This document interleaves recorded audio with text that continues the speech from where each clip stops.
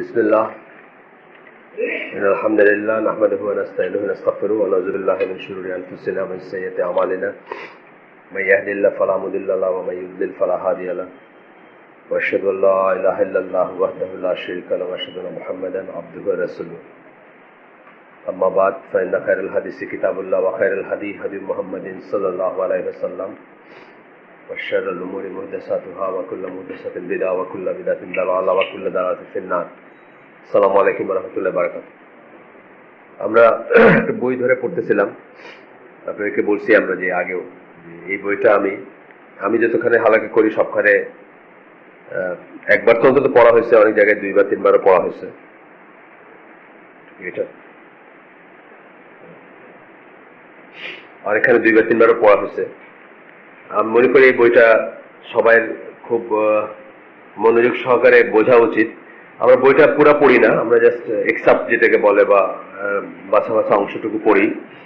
তো গতদিন আমরা যেখানে শেষ করতে আসছি সেখান থেকে শুরু করবো। শুধু একটা জিনিস প্রিফেসের ভিতরে উনি বলছিলেন বা শুরুতে বলছিলেন যে ইন্ট্রোডাকশন বা ফরওয়ার্ড যেটাকে বলি, সেখানে বলছিলেন যে এই বইটা হচ্ছে অ্যাকচুয়ালি একটা কেস বলতে মামলা বলি না আমরা, মামলা বা একটা আলোচনা বা বিষয় বা যুক্তি প্রতিযুক্তি। কিসের কেস? ইসলাম ভার্সেস ওয়েস্টার্ন সিভিলাইজেশন, এই কথা উনি বলছিলেন। আমরা আগের দিন পড়ছি এটা। তারপরে চ্যাপ্টারটার নাম ছিল ওপেন রোড টু ইসলাম, ইসলামের খোলা রাস্তা যে কারোর জন্য খোলা। যদিও ইসলাম এক্সক্লুসিভ দিন, এক্সক্লুসিভ বলতে ইসলাম রেডিলি সবাইকে মানে সবার জন্য খোলা না, কিছু শর্ত আছে, সেই শর্তটার পরে সবার জন্য খোলা, মানে প্রবেশটা সবার জন্য খোলা, যে কেউ ইসলাম গ্রহণ করতে পারে, কিন্তু মুসলিমদের ব্যাপারগুলো সবার জন্য খোলা না। কথার মানে হচ্ছে ধরেন আমরা ওয়ালাল বারা পড়ছি এখানে, বা আমরা তৌহিদের ব্যাপারে পড়ছি। তৌহিদের আলটিমেট ম্যানিফেস্টেশন হচ্ছে আল্লাহর জন্য ভালোবাসা এবং আল্লাহর জন্য ঘৃণা করা। আল্লাহর দ্বীনের ভিতর যারা দাখিল হয়েছেন, যারা আল্লাহকে মানেন, যারা মুসলিম, তাদের জন্য আপনার আলাদা ভালোবাসা থাকবে, যেটা কাফেরদের জন্য থাকবে না। এই সেন্সে এক্সক্লুসিভ আমি বলতেছি। কিন্তু আমরা এটাও পড়ছি যে ইসলাম হচ্ছে একটা আইডিয়াল মানে আইডিওলজি বেসড জাতি, একটা জাতি, কিন্তু এই জাতি কোনো এথেনিক না, মানে সাদা চামড়া কালো চামড়া ভাষা অথবা জিওগ্রাফি বা পয়সার এই ক্লাস এইসবের ভিত্তিতে জাতি গঠিত হয় না। এই জাতিটা গঠিত হয়েছে আইডিওলজির বেসে। আইডিওলজি মানে আদর্শ ভিত্তিক জাতি। কি আদর্শ? ইসলামের আদর্শের উপর যে জাতিটা। এখন যে ইসলাম গ্রহণ করবে সেই আমাদের ভাই, সে যেই জাতিরই হোক, যেই চামড়ার যেই রঙের হোক, সাদা চামড়া কালো চামড়া যাই হোক, সে আমাদের ভাই যদি সে ইসলাম গ্রহণ করে। আমি আগের দিন বলতেছিলাম মানে অনেক আমাদের পাকিস্তানি আমাদের একটা ছোট্ট কি বলবো এটাকে, দেশাত্মবোধক গান হতে পারে অথবা ধর্মীয় সঙ্গীত হতে পারে, যেখানে বলতেছে যে কেবল মুসলমানের লাগি আসেনি তো ইসলাম, সত্যে যে চায় আল্লাহ মানে মুসলিম তার নাম। সত্য চাইতে হবে, আল্লাহ মানতে হবে, আল্লাহ যা বলছেন রাসূল যা বলছেন মানলেই সে আমাদের ভাই, সে আমাদের এই জাতির অংশ হয়ে যায়। যে জাতির পিতা হচ্ছেন ইব্রাহিম আলাইহিস সালাম এবং ইব্রাহিম সালাম থেকে অনওয়ার্ড যে মিল্লাত, সেই মিল্লাতের অংশ হয়ে যায়। যাই হোক, আমরা যে চ্যাপ্টারের শুরুতে এসে শেষ করে মানে ওই দিন গতদিন বন্ধ করছি, সেটার নাম হচ্ছে স্পিরিট অফ দ্য ওয়েস্ট। এখানে স্পিরিট কথাটা এই সেন্সে ইউজ করতেছেন চালিকা শক্তি। যে কোনো একটা জিনিসের, যে কোনো আমরা আজকে সারাদিন যে কাজগুলো করছি আমরা যে কোনো জাতি হিসাবে অথবা ব্যক্তি হিসাবে যা করি, তার পেছনে একটা চালিকা শক্তি থাকে। ধরেন আমি উপার্জন করতে যাই, চাকরি করি, ব্যবসা করি, তার পেছনে চালিকা শক্তি হচ্ছে যে আমি ভালো খাবো, ভালো থাকবো, সম্মানিত বা সম্মানজনক জীবন হবে আমার, আমি আমার ফ্যামিলিকে শিক্ষা দীক্ষা দিব, বা একটা আছে, একটা আমাকে ড্রাইভিং একটা ফোর্স থাকে। তো মুসলিম জাতি যেটা কথা বললাম, আদর্শ ভিত্তিক জাতি, তার ড্রাইভিং ফোর্স হচ্ছে আল্লাহ এবং আল্লাহ রসুল আমাদেরকে কিভাবে আমাদের জীবনযাপন করতে বলছেন, জীবন ধারণ করতে বলছেন, সেটা হচ্ছে আমাদের আসলে ড্রাইভিং ফোর্স। আমি গতদিন বলছি কিনা আমার মনে নাই যে ওয়েস্টার্নাররা, আমেরিকানরা কিভাবে মুসলিম ওয়ার্ল্ডের সাথে একটা ভালো সম্পর্ক স্থাপন করা যায় সেপ্টেম্বর 11-এর পরে নানা রকম রিসার্চ করছে। তার ভিতরে একটা রিসার্চে ওরা দেখছে যে আমাদের কাছে আল্লাহ হচ্ছেন 1 নম্বর ফ্যাক্টর এবং আমেরিকানদের কাছে 2 নম্বর ফ্যাক্টর। আমেরিকানরা 2 নম্বর এই করে, এটা আমরা অনেকেই জানি না, আমরা অনেকে হয়তো জিনিসটা খেয়াল করি নাই। আমেরিকানরা কিন্তু একটা কনজারভেটিভ জাতি, আমেরিকানরা কিন্তু জাতি না, মানে ইউরোপিয়ানদের মতো নির্লজ্জ বেহায়া জাতি না। আমেরিকানরা কিন্তু বেশ কনজারভেটিভ একটা জাতি। বড় বড় আমেরিকান শহরগুলোতে, নিউ ইয়র্ক বা ফিলাডেলফিয়া, এগুলোতে যা দেখা যায় এগুলো দিয়ে আমেরিকাকে বিচার করা উচিত না। আমেরিকার মানুষরা বেসিক্যালি ফ্যামিলি ওরিয়েন্টেড মানুষ এবং কনজারভেটিভ মানুষ, এবং তাদের অনেকেই ইউরোপ থেকে আমেরিকায় গেছিল যে তারা ধর্মকর্ম পালন করতে পারবে নতুন একটা জায়গায়। ইউরোপে তখন তারা পারসিকিউটেড হইতো। ইউরোপে তখন আপনার ওই ফ্রেঞ্চ রেভলিউশন, ইন্ডাস্ট্রিয়াল রেভলিউশনের পরবর্তীতে যারা ধর্মকর্ম করতো বা চার্চেরই যারা ছিল অথবা ক্যাথলিকরা, তারা অত্যাচারিত হইতো। তো তারা কিন্তু অনেকে ওই আয়ারল্যান্ড থেকে, স্কটল্যান্ড থেকে বা অন্যান্য জায়গা থেকে আপনার মানে জাহাজ ভর্তি করে গেছে, যাতে দিন তাদের দিন যেটা, আমি বলতেছি না যে সেটা শুদ্ধ অশুদ্ধ সেই বিতর্কে যাচ্ছে না, তাদের যে দিন সেটা পালন করতে তারা গেছিল। এবং এখনো কিন্তু রুরাল আমেরিকা খুব কনজারভেটিভ। আপনারা যদি যান কখনো, যারা গেছেন তারা জানেন যে রুরাল আমেরিকা যেটা, গ্রাম যেটা বলি আমরা বা সাবাব যেটা, খুবই কনজারভেটিভ। আমি যেমন একটা জায়গায় যেতাম, চার্লস্টন, নরফক, এই জায়গাগুলো আমি যাইতাম জাহাজে। তো ওইসব জায়গাগুলোতে শনিবার রবিবারে টেলিভিশন খুললে আপনি দেখবেন প্রত্যেকটা চ্যানেলে শুধু ওই চার্চেরই দেখাচ্ছে, মানে ওই সমস্ত তাদের চার্চের বন্দনা বা যে গান বাজনা যেগুলো আছে, গান বাজনা তো না, ওদের ভক্তি সঙ্গীত যেগুলো, এগুলো দেখাচ্ছে।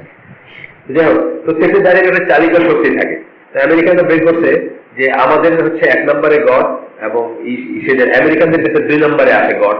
1 নম্বরটা কি আমি জানি না, হয়তো অটো পয়সা আর কি, 2 নম্বরে হয়তো গড আসে। আর আরো একটা জিনিস বলছে যে মুসলিমদের কাছে ফ্যামিলি খুব ইসে আসে, মুসলিমদের কাছে আল্লাহর পরেই আসে ফ্যামিলি, মানে পরিবারের পরিবারটা হচ্ছে মুসলিমদের জন্য একটা দুর্গ। আপনি অনেক লেখালেখিতে দেখবেন যে প্রত্যেকটা মুসলিমের, ব্যক্তিগতভাবে একজন মুসলিমের পরিবারটা তার কাছে একটা দুর্গের মতো। এটা সবার জন্য ওপেন না, সবাই এটাতে ঢুকতে পারে না, সবাই প্রবেশাধিকার নাই। এবং আমেরিকান ফ্যামিলিকে খুব উচ্চ একটা দিয়ে থাকে আর কি, মানে ফ্যামিলি চাই বা ফ্যামিলি, যদিও ওগুলো হারাই যাচ্ছে তাদের, আমাদেরও হারাচ্ছে, তাদেরও হারাচ্ছে, তাদের হয়তো একটু বেশি গতিতে হারাই গেছে বা যাচ্ছে, কিন্তু তারপরেও তারা ফ্যামিলি ওরিয়েন্টেড একটা ছিল, জাতি ছিল, বা তারা খুব কনজারভেটিভ জাতি ছিল আগে, আস্তে আস্তে চেঞ্জ হয়ে যাচ্ছে। তো ওই সমস্ত জায়গাতে তারা ওই রিসার্চে দেখছে যে একজন ফ্রেঞ্চের কাছে, মানে এভারেজ ফ্রেঞ্চ মানুষের কাছে 41 বা 42 নম্বর প্রায়োরিটি হচ্ছে আল্লাহ। 41 বা 42 নম্বর প্রায়োরিটিতে আল্লাহর কথা আসে, মানে একজন সৃষ্টিকর্তা কোথাও আছেন কিনা এইসব কথা আসে। আর মুসলিমদের কাছে 1 নম্বরে আসে। তাহলে একদম মুসলিম হিসেবে জাতিগত মুসলিমদের চালিকা শক্তি কি? আল্লাহ বা আল্লাহর বিধান বা আল্লাহ যা বলছেন, আল্লাহর কোরআন, আল্লাহর দিন, আল্লাহ রাসূল, এইগুলো হচ্ছে চালিকা শক্তি।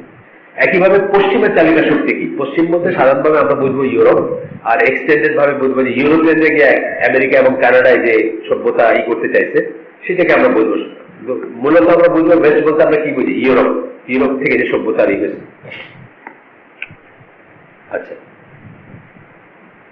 এখানে যে সেন্টেন্সটা পরে আমি সেদিন শেষ করছিলাম সেটা ছিল, in Islam spiritual considerations stand above everything and underlie everything. আমি বলতেছিলাম যে এই বইটা একটা প্যারাগ্রাফে আপনি চাইলে একটা বই লিখতে পারবেন। এই যে এখন যে সেন্টেন্সটা পড়লাম এটি দিয়ে আপনি বই লিখতে পারবেন চাইলে, মানে আপনার যদি সেই ক্ষমতা থাকে, আপনি যদি এটাকে ভাব সম্প্রসারণ যেটা আমরা বলি সেটা যদি করতে পারতেন। এখানে কি বললেন যে ইসলামে স্পিরিচুয়াল কনসিডারেশন মানে ধর্মীয় বা আধ্যাত্মিক যে ব্যাপারগুলো কনসিডারেশন, সেটা স্ট্যান্ড অ্যাবাভ এভরিথিং, সবকিছুর উপরে তার স্থান। এই যে একটু আগে আমি বললাম 1 নম্বর তালিকা শক্তি হচ্ছে আমাদের, মানে 1 নম্বর প্রায়োরিটি হচ্ছে আমাদের কাছে আল্লাহ, এবং আমাদের তালিকা শক্তি হচ্ছে আল্লাহ। তাইলে স্পিরিচুয়াল কনসিডারেশন হচ্ছে সবকিছুর উপরে, স্ট্যান্ড অ্যাবাভ এভরিথিং, আর আন্ডারলাই এভরিথিং মানে সবকিছুর ভেতরে থাকে।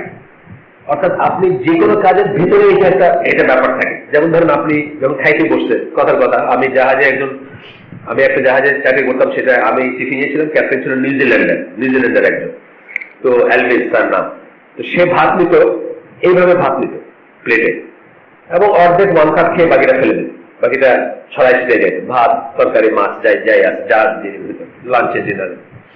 আমি ভাত নিতাম এইভাবে, কিন্তু আমার প্লেটটা স্ক্র্যাপ ক্লিন থাকে, একদম পরিষ্কার।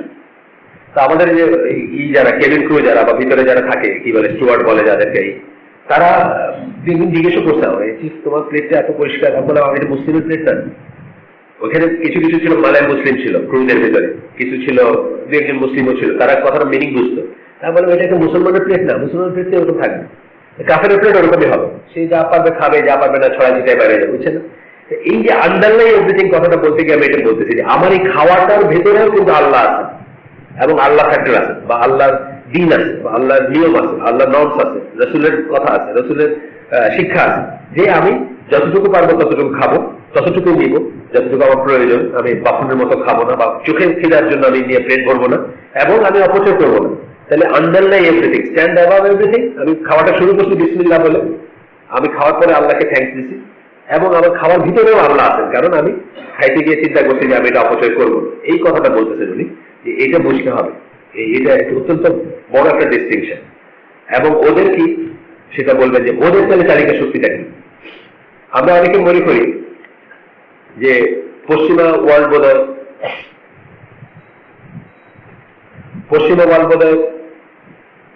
খ্রিস্টিয়ান বলে তারা অনেক উন্নত হয়েছে। এটা কিন্তু অনেকের ভুল ধারণা। এটা একেবারেই ভুল ধারণা। আমরা দেখবো যে খ্রিস্টিয়ান বলে হয় না, কিন্তু বরং এইথিস্ট বলে হয়েছে।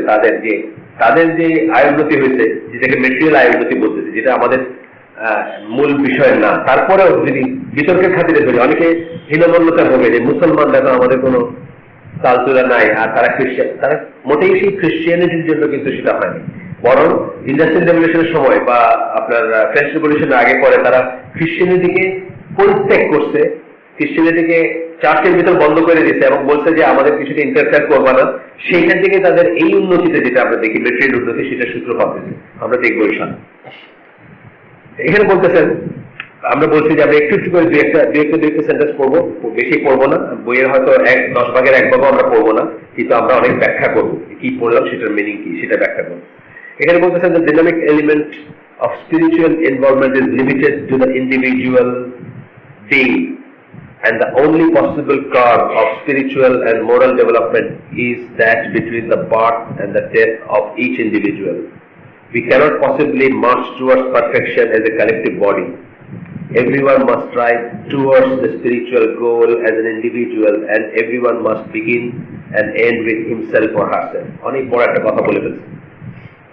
এটা বলতেছেন কি যে ধর্মীয় আত্মিক বা দিনের যে উৎকর্ষতা, এটা প্রত্যেকে ইন্ডিভিজুয়ালি লাভ করতে হবে। একটা সমাজে আছেন বলে আপনার উৎকর্ষ লাভ করবেন আপনি, এমন কথা না। এইভাবে আরেকবার যদি আমি বলি যে ধরেন আমি আজকে পলিটিক্যাল ইসলাম করি, আমি ধরেন মনে করেন ইসলামিক অ্যাক্টিভিস্ট, এবং আমি জিন্দাবাদ দিই, বা আমি প্রসেশন করি, আমি সারা দুনিয়া ইসলামিক খেলাফত প্রতিষ্ঠা করতে চাই। যদি হয়েও যায় ধরেন ইসলামিক খেলাফত প্রতিষ্ঠা, আমার এজ এন ইন্ডিভিজুয়াল কোনো লাভ নাই যদি আমি সঠিক দিনের উপর নিজেকে প্রতিষ্ঠিত না করতে পারি, তাওহীদের উপর নিজেকে প্রতিষ্ঠিত না করতে পারি, বা আমার আকীদা যদি শুদ্ধ না হয়, সারা দুনিয়া যদি ইসলামিক রিপাবলিক হয়, আমি জাহান্নামী হতে পারি। এই জন্য বলতেছেন যে নিজে ইন্ডিভিজুয়ালি পারফেক্ট হতে হবে আপনার লাইফস্টাইলের ভিতরে। আপনি শুধু সমাজের দিকে তাকায় একটা অজুহাত দিয়ে বললেন যে দেশটা তো ইসলামিক না, কি অনেকে বলে যে সুদ খাওয়ার কথা, সুদের কথা নিয়ে বলে যে সারা সব ব্যাংকিং গুলা, সব ট্রানজাকশন গুলা সুদের ভিত্তিতে হচ্ছে, এখানে কি সুদ ছাড়া থাকা সম্ভব? এই কথা দিয়ে কিন্তু আপনি নিজে এখান থেকে নিজের দায় মুক্তি করতে পারেন। ইন্ডিভিজুয়ালি আপনাকে উৎকর্ষ, মানে ইসলামী সমাজ আপনাকে ফ্যাসিলিটেট করবে, এটা সত্যি কথা। সৌদি আরবে ইসলাম পালন করা অনেক সহজ, বাংলাদেশের চেয়ে অনেক সহজ। ফ্যাসিলিটেট করবে, সুযোগ করে দিবে, সুবিধা করে দিবে, যেন আপনি ইসলামটাকে সঠিকভাবে পালন করতে পারেন। কিন্তু কালেকটিভলি ইসলাম থাকলেই যে আপনি ভালো মুসলিম হয়ে যাবেন বা আপনি পারফেক্ট হবেন, এমন কোনো কথা নেই। এটা আপনার লাইফস্টাইলে আপনাকে চেষ্টা করে এটা মানে লাভ করে যাইতে হবে। যেটা আমি বলি, যেমন সৌদি আরবের কথা বলি, সৌদি আরবে ধরেন একটা বিলবোর্ড নাই, একটা মেয়ের ছবি নাই রাস্তায়। আপনি যারা গেছেন তারা জানেন, হাইওয়েতে দেখবেন বড় বোর্ডে লেখা আছে উস্কুর আল্লাহ, মানে আল্লাহকে স্মরণ করতে করতে গাড়ি চালান, আল্লাহকে স্মরণ করতে করতে যান, এইরকম কথা লেখা আছে। কোন একটা বিলবোর্ডে একটা মেয়ের ছবি, এরকম করে ফোন করতেছে। আমাদের যারা ঢাকা সিলেট গেছেন দেখবেন বিশাল বিলবোর্ডে হঠাৎ করে বেপরদা একটা মেয়ের ছবি, এরকম করে কথা বলতেছে, একজন হাসতেছে, আছে না বাংলা লিঙ্কের?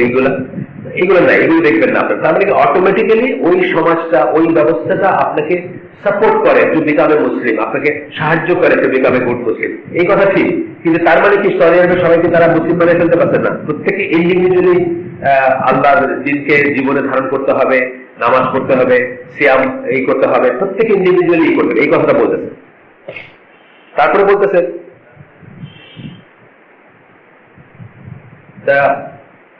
the decidedly individualistic outlook on the spiritual destinies of man is counterbalanced but indirectly confirmed by the rigorous Islamic conception of society. এটা কি করে?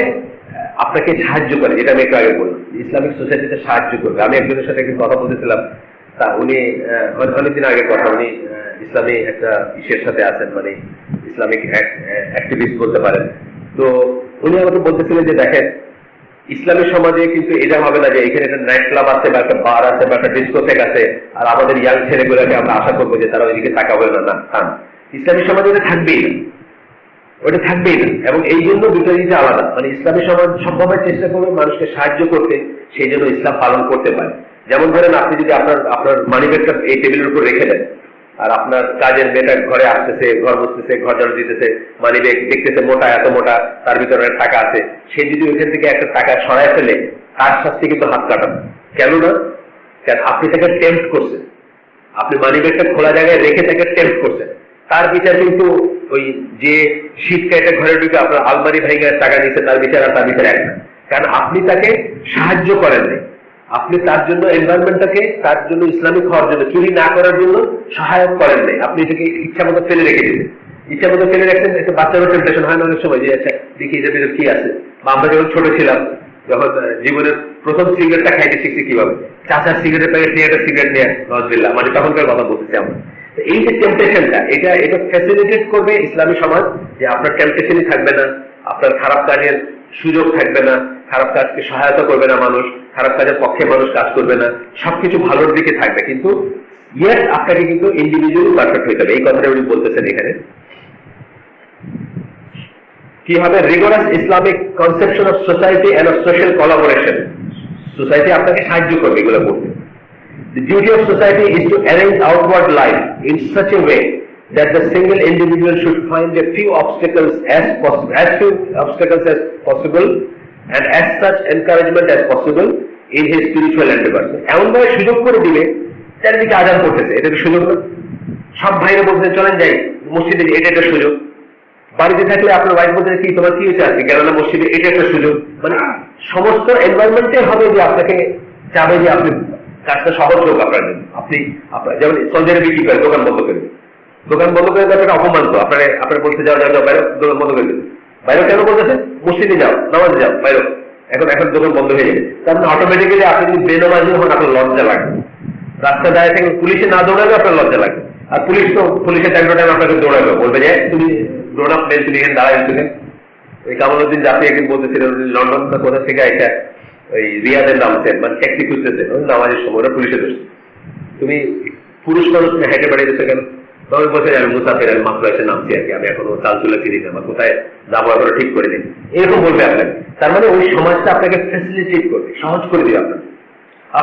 আমাদের এখানে অনেকে নামাজ পড়ে না কেন? অফিসে ব্রেকটা নেই, অন্য জায়গা নেই অফিস, নামাজের জায়গা নেই অফিস। বস তারা করে তাকাবে, তোমার নামাজ পড়ার জন্য টাকা দেয়নি বলে, কিন্তু আমার যে আমি যে অ্যাপার্টমেন্টে থাকি, ওই অ্যাপার্টমেন্টে বাংলাদেশের একজন মেডিকেল কলেজে একটা ডিপার্টমেন্টাল হেড থাকেন, যাই হোক কোনো একটা ডিপার্টমেন্টের। তো উনি ওনার ড্রাইভারের চাকরি খেয়ে বলছেন, ড্রাইভারে বলছেন যে তোমার কি জামাতে নামাজ পড়ার জন্য চাকরি দিয়েছিলেন না? ও মসজিদে গেছে, উনি একটা নিচে নেবে পান নেই, কোথায় গেছো? মসজিদে নামাজ পড়তে গেছিলাম, তোমাকে এই জন্য রাখছি, যাও চাকরি শেষ। কিন্তু সৌদি আরবে বা যেরকম মুসলিম এনভায়রনমেন্টের জায়গাতে কি হবে, ফ্যাসিলিটেট করবে মানুষ। আপনার দ্বারা এখানে যারা আছেন আমি শিওর আপনাদের ড্রাইভার যদি বলে, আপনার খুশি হবেন না? বলে যে আমার ড্রাইভারটা নামাজ পড়ে, এক্সেপশনাল কেস হলো, এটা ইমার্জেন্সিতে সেটা অন্য জিনিস। কিন্তু স্বাভাবিকভাবে কি হবে, আপনার একটা নামাজি ড্রাইভার হলে আপনি তার ব্যবস্থা করে দিবেন, আপনি খুশি হবেন মনে যে আমার ড্রাইভারটা নামাজি, অন্তত এই পাইপ লাগায় পেট্রোল চুরি করবে না, পাইপ দিয়ে টান মেরে পেট্রোল বাইক করবে না, ওটা করবে না, আপনি খুশি হবেন। যাই হোক, এটাই বলতেছেন যে ই করবে। This is the reason why Islamic law, the Sharia, is concerned with human life on its spiritual as well as material side, and both with its individual and social aspects. এই জন্য বলতেছে যে শরিয়া যে লটা, শরিয়া আপনাদের আগে বলছিলাম যে 5টা প্রিন্সিপালকে প্রোটেক্ট করতে আসে। আপনাদের মনে আছে কিনা জানেন? 5টা জিনিসকে মাকাসিদ শরিয়া যারা পড়ছেন, 5টা জিনিসকে সুরক্ষা করতে, 5টা জিনিসকে বাঁচায় রাখতে, 5টা জিনিসকে সিকিউরিটি দিতে শরিয়া কি? আপনার জীবন, যেমন ধরেন আপনার দিন, আপনার ইজ্জত, আপনার সম্পদ, বলছিলাম না এখানে, বলছিলাম আগে।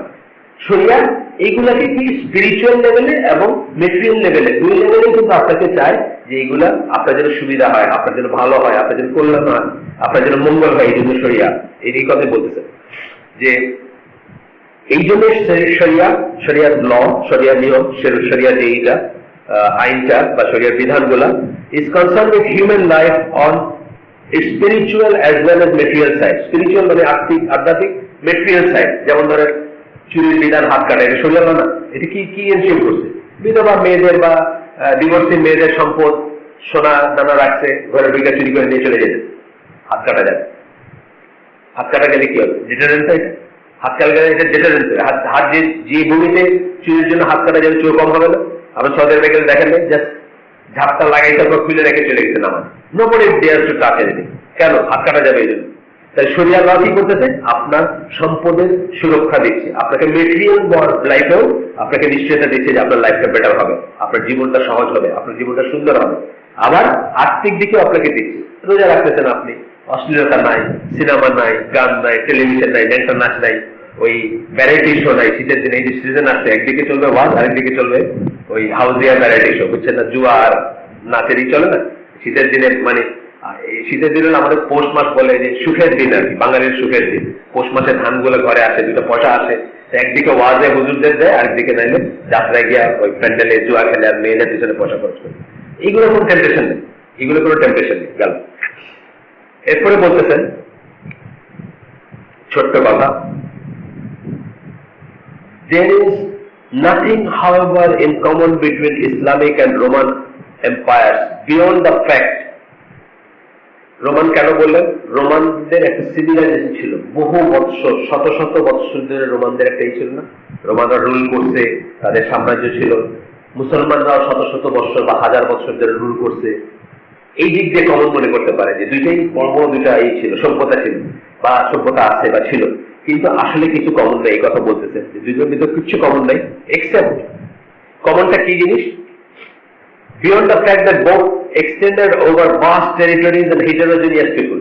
দুইটারই অনেক জায়গা ছিল, অনেক এরিয়া ছিল, এবং heterogeneous people। heterogeneous মানে বিভিন্ন ধরনের মানুষ। হোমোজেনিয়াস বলি আমরা একই ধরনের মানুষ, যারা চাইনিজরা হলো একটা হোমোজেনিয়াস রেস। আর হিটারোজেনিয়াস মানে কি? ধরেন মুসলিম ওয়ার্ল্ডটা হচ্ছে হিটারোজেনিয়াস পিপলের ওয়ার্ল্ড, তাই না? কেউ দেখবেন ইংরেজের চেয়ে ফর্সা, কেউ দেখবেন আফ্রিকার কালো মানুষ, কেউ দেখবেন আমাদের মতো মিক্স ইন্ডিয়ান, তাই না? মুসলিম ওয়ার্ল্ডের ভিতরে কি সবকিছু আছে? তাহলে হিটারোজেনিয়াস পিপলকে রোমান সাম্রাজ্য এবং ইসলামী সাম্রাজ্য দুইটাই ভাস্ট ল্যান্ডের উপরে ছিল এবং হিটারোজেনিয়াস হিসেবে করছিল। এখনকার পশ্চিমা সভ্যতা আসলে কি? রোমান থেকে, রোমানদের, গ্রেকো রোমানদের থেকে আসে যে সভ্যতা, তাই না? এই জন্য বলতেছেন উনি। তারপরে বলতেছেন, for during the whole of their existence these two empires were impelled by utterly different motive, force and had, so to speak, different historical purposes to fulfill। কিন্তু আসলে যতদিন রোমান সাম্রাজ্য টিকে ছিল, যতদিন মুসলিম সাম্রাজ্য টিকে ছিল, তাদের গোল, উদ্দেশ্য, তাদের ভিতরের চালিকা শক্তি একেবারে ডিফারেন্ট ছিল। কেউ বলতে পারবেন কেন ডিফারেন্ট? রোমানরা হচ্ছে সারা দুনিয়া থেকে লুটপাট করে তাদের নিজেদের কিছু মানুষের আয় উন্নতি করতে চাইছে, তারা বাকিরা ছিল তাদের প্রজা।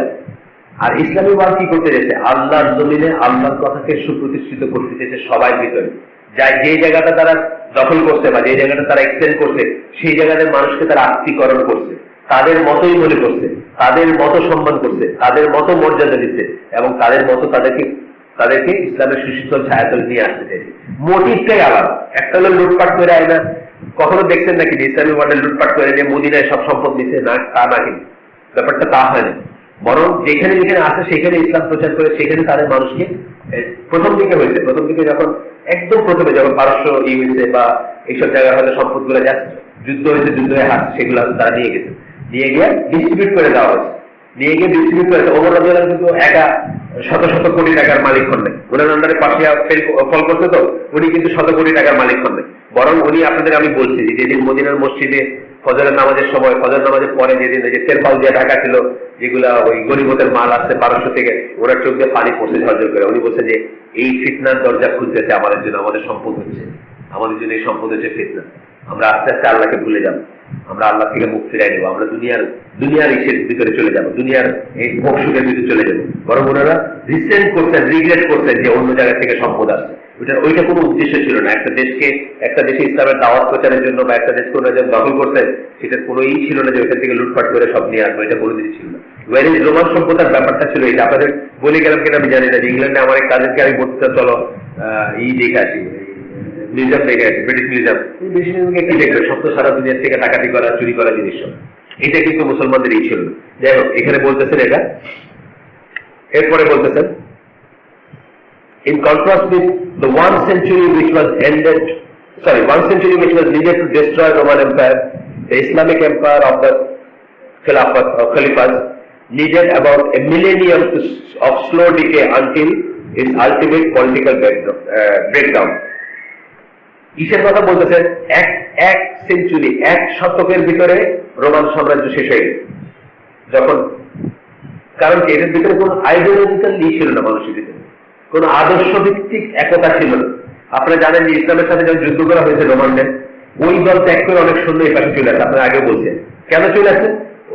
অবস্থান দেখে, ভাবতে দেখে চলে আসে। ওরা দেখতেছে যে মুসলিম জেনারেল সামনে থেকে যুদ্ধ করতেছে, তার সৈন্যদের ভালো মন্দ সে খেয়াল করতেছে, তাদেরকে রক্ষণাবেক্ষণ করতেছে, তাদের ঢাল স্বরূপ কাজ করতেছে।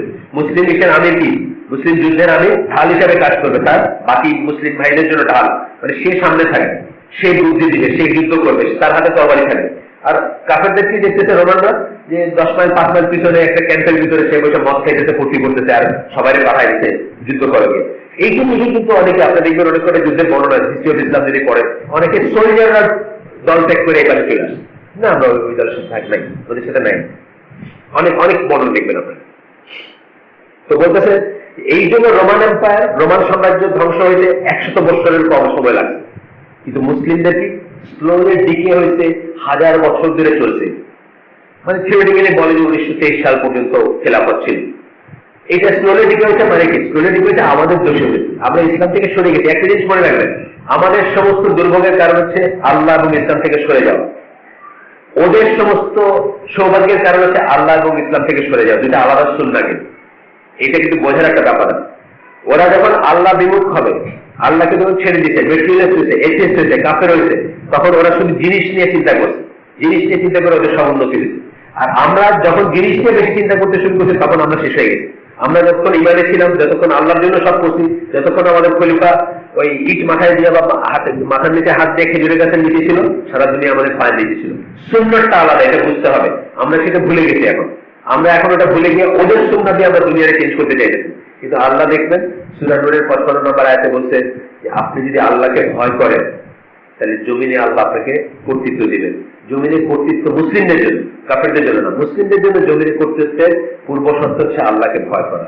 আল্লাহকে ভয় করে আল্লাহর দ্বীন মেনে চলা, হারাম ত্যাগ করা, হালাল গ্রহণ করা, সৎ কাজে আদেশ করা, মন্দ কাজে নিষেধ করা, যা কিছু পাপ পঙ্কিলতাপূর্ণ সেটাকে ত্যাগ করা। আসেন এরপরে কি বলতেছেন? এরপরে বলতেছেন, all these forces upon us the conclusion that the inner strength and social soundness of Islamic world were superior to anything mankind had hitherto experienced by way of social organization. এই যে ইসলামিক সভ্যতার মতো আর কোন সভ্যতা বা আর কোন এত long lasting ছিল না, দুনিয়ার উপর এত লং লাস্টিং এফেক্ট ছিল না।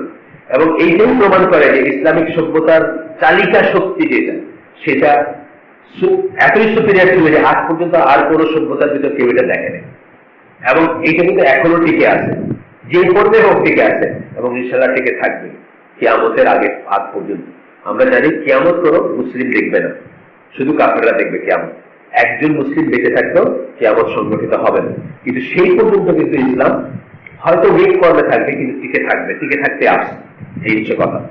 এরপরে বলতেছেন, since the dawn of history the so-called Near and Middle East was a volcanic center of conflicting racial and cultural energies. History, যবের থেকে ইতিহাস আসছে, যবের থেকে ইতিহাস হয়েছে, তবে থেকে দেখবেন যে আমরা যে জায়গাটাকে মিডল ইস্ট বলি, এই জায়গাটাতে কিন্তু নানা রকমের হয়েছে, নানা রকমের যুদ্ধ, বিগ্রহ, দখল। এই মুসা আলাইহিস সালামের গল্প পড়েন, তার আগের পরের গল্প পড়েন। দলবাইদা ইহুদিদেরকে 2 বার পুরা জাতিকে কৃতদাস বানায় বা জাতিকে বন্দী করে দিয়ে গেছে। 2 বার ঘটনায় ঘটছে, কোরআনে আছে কথা। 2 বার তাদের উপর এই জিনিস হয়েছে। তাছাড়াও অনেক যুদ্ধ বিগ্রহ দেখবেন আপনি, আপনাদের মনে হবে যে এই জায়গায় বলে দুনিয়ার সমস্ত সমস্যার জায়গা। কোরআনের এইগুলো দেখেন আপনি, ওই যে হুদ আলাইহিস সালাম, সালেহ আলাইহিস সালাম, ঘটনাগুলো সব এইসব জায়গায় না। তা বলতেছেন যে, এরপরে বলতেছেন, Islamic social organisation was until recently at least invincible. বলে যে কিন্তু ইসলামিক যে সোশ্যাল অর্গানাইজেশন এটা অজেয় ছিল, এটাকে জয় করতে পারে নাই। ধরেন এই দেশকে ব্রিটিশ শাসন করে গেছে কিন্তু আমাদের কাছে বানাতে পারছে নাকি? পারে না, অজেয় ছিল। যেমন আলেকজান্ডার সোলজেনিৎসিন নাম শুনছেন আপনারা হয়তো, ইসের যে রাশিয়ান আগের মানে ছিলেন ওই নোবেল প্রাইজ প্রেসিডেন্ট লিটারেচারের উপরে। তো উনি একসময় সাইবেরিয়াতে বন্দী ছিলেন, মানে আগের ওই কমিউনিস্ট লিডার তাকে বন্দী করে রাখছেন, অত্যাচার করে বা যাই হোক ডিসিডেন্ট হিসাবে বন্দী করে রাখছেন। ওনার সাথে চেচেনরা ছিল। চেচনিয়া হচ্ছে আমার একটা অঙ্গরাজ্য রাশিয়ার, পুরা জাতিটাকে বলতে পারেন যে তারা বন্দী করে সাইবেরিয়া নিয়ে গেছিল। তো উনি বলছেন যে এই একটা জাত দেখলাম যাদেরকে মানে ভাঙতে পারে কিন্তু তারা বাঁকাবে না, তাদেরকে চেঞ্জ করতে পারে না, সোভিয়েত মেশিনারি পারে। কেন? কি তাদের তালিকা শক্তি? তাদের তালিকা শক্তি হচ্ছে ইসলাম, সেই জন্য পারে। এটাই বলতেছেন যে আনটিল রিসেন্টলি ইসলাম ছিল ইনভিনসিবল, অজেয় ছিল, এটাকে জয় করা যাইত না। We did not search for an explanation of this wonderful spectacle. It was the religious teaching of Quran that gave a solid foundation and life example of the Prophet sallallahu alaihi wasallam that formed the band of steel around the grand social structure. কেন পারে না তারা? কেন 200 বছর শাসন করে আমাদের কাফের বানাইতে পারে? কেন 200 বছর শাসন করে আমাদের তাদের মতো বানাইতে পারে না? আমাদের মেয়েদেরকে ন্যাংটা বানাইতে পারে না, আমাদেরকে মদ খাওয়াইতে পারে না, পারে না। আমাদেরকে শাসন করছে, আমাদেরকে চাবুকও মারছে, হয়তো গুলি করে মেরে ফেলছে, কিন্তু তারা কোনোদিন মনে করে যে একটা মুসলিম হাউস ওপেন টু দেন, মনে করেন একটা মুসলিম ঘরে ঢুকে পড়তে পারবে, এটা মনে করে সাথে আমরা কিন্তু কেয়ার করছে। একটা মুসলিম মসজিদে বুট নিয়ে ঢুকবে, এটা মনে করেন কেন? এই যে আল্লাহ সুবহানাহু ওয়া তাআলার কিতাব কোরআন এবং রাসূল যে লাইফের যে ফাউন্ডেশন দিয়ে গেছিলেন, ওইটা একটা দুর্গ ক্রিয়েট করে রাখছেন চারিদিকে, যেটার ভিতরে কেউ ঢুকতে পারতো না। এখন আমরা ভিতর থেকে নষ্ট হয়ে যাচ্ছে। আমি মাঝে মাঝে বলি যে একটা দুর্গ ভাঙতে আপনি বাইরে থেকে কামান মারতেছেন, অনেক জোরে জোরে কামান মারতেছেন, দুর্গটা ভাঙতেছেন, কিন্তু দুর্গটা যে ইট দিয়ে বানানো, এক একটা ইট দিয়ে দুর্গ বানানো, এই ইটটা যদি কোনোভাবে ভিতরে গুঁড়া হয়ে যায় তখন দুর্গটা এমনি ভেঙে পড়বে না। সেই ইটটা আমি বলি, সেই ইট হচ্ছে আপনার নিউক্লিয়ার ফ্যামিলি, যেটা মুসলমানদের যে ইউনিট ফ্যামিলি, এই ফ্যামিলিটা এই ফ্যামিলিতে ইসলামের সভ্যতার বিল্ডিং ব্লক হচ্ছে ফ্যামিলি, একক পরিবার যেটা। এইটা it was never open to the কাফের জন্য এটা খোলা ছিল না, সাহেবের জন্য খোলা ছিল না, সাদা চামড়ার জন্য খোলা ছিল না, ব্রিটিশের জন্য খোলা ছিল না।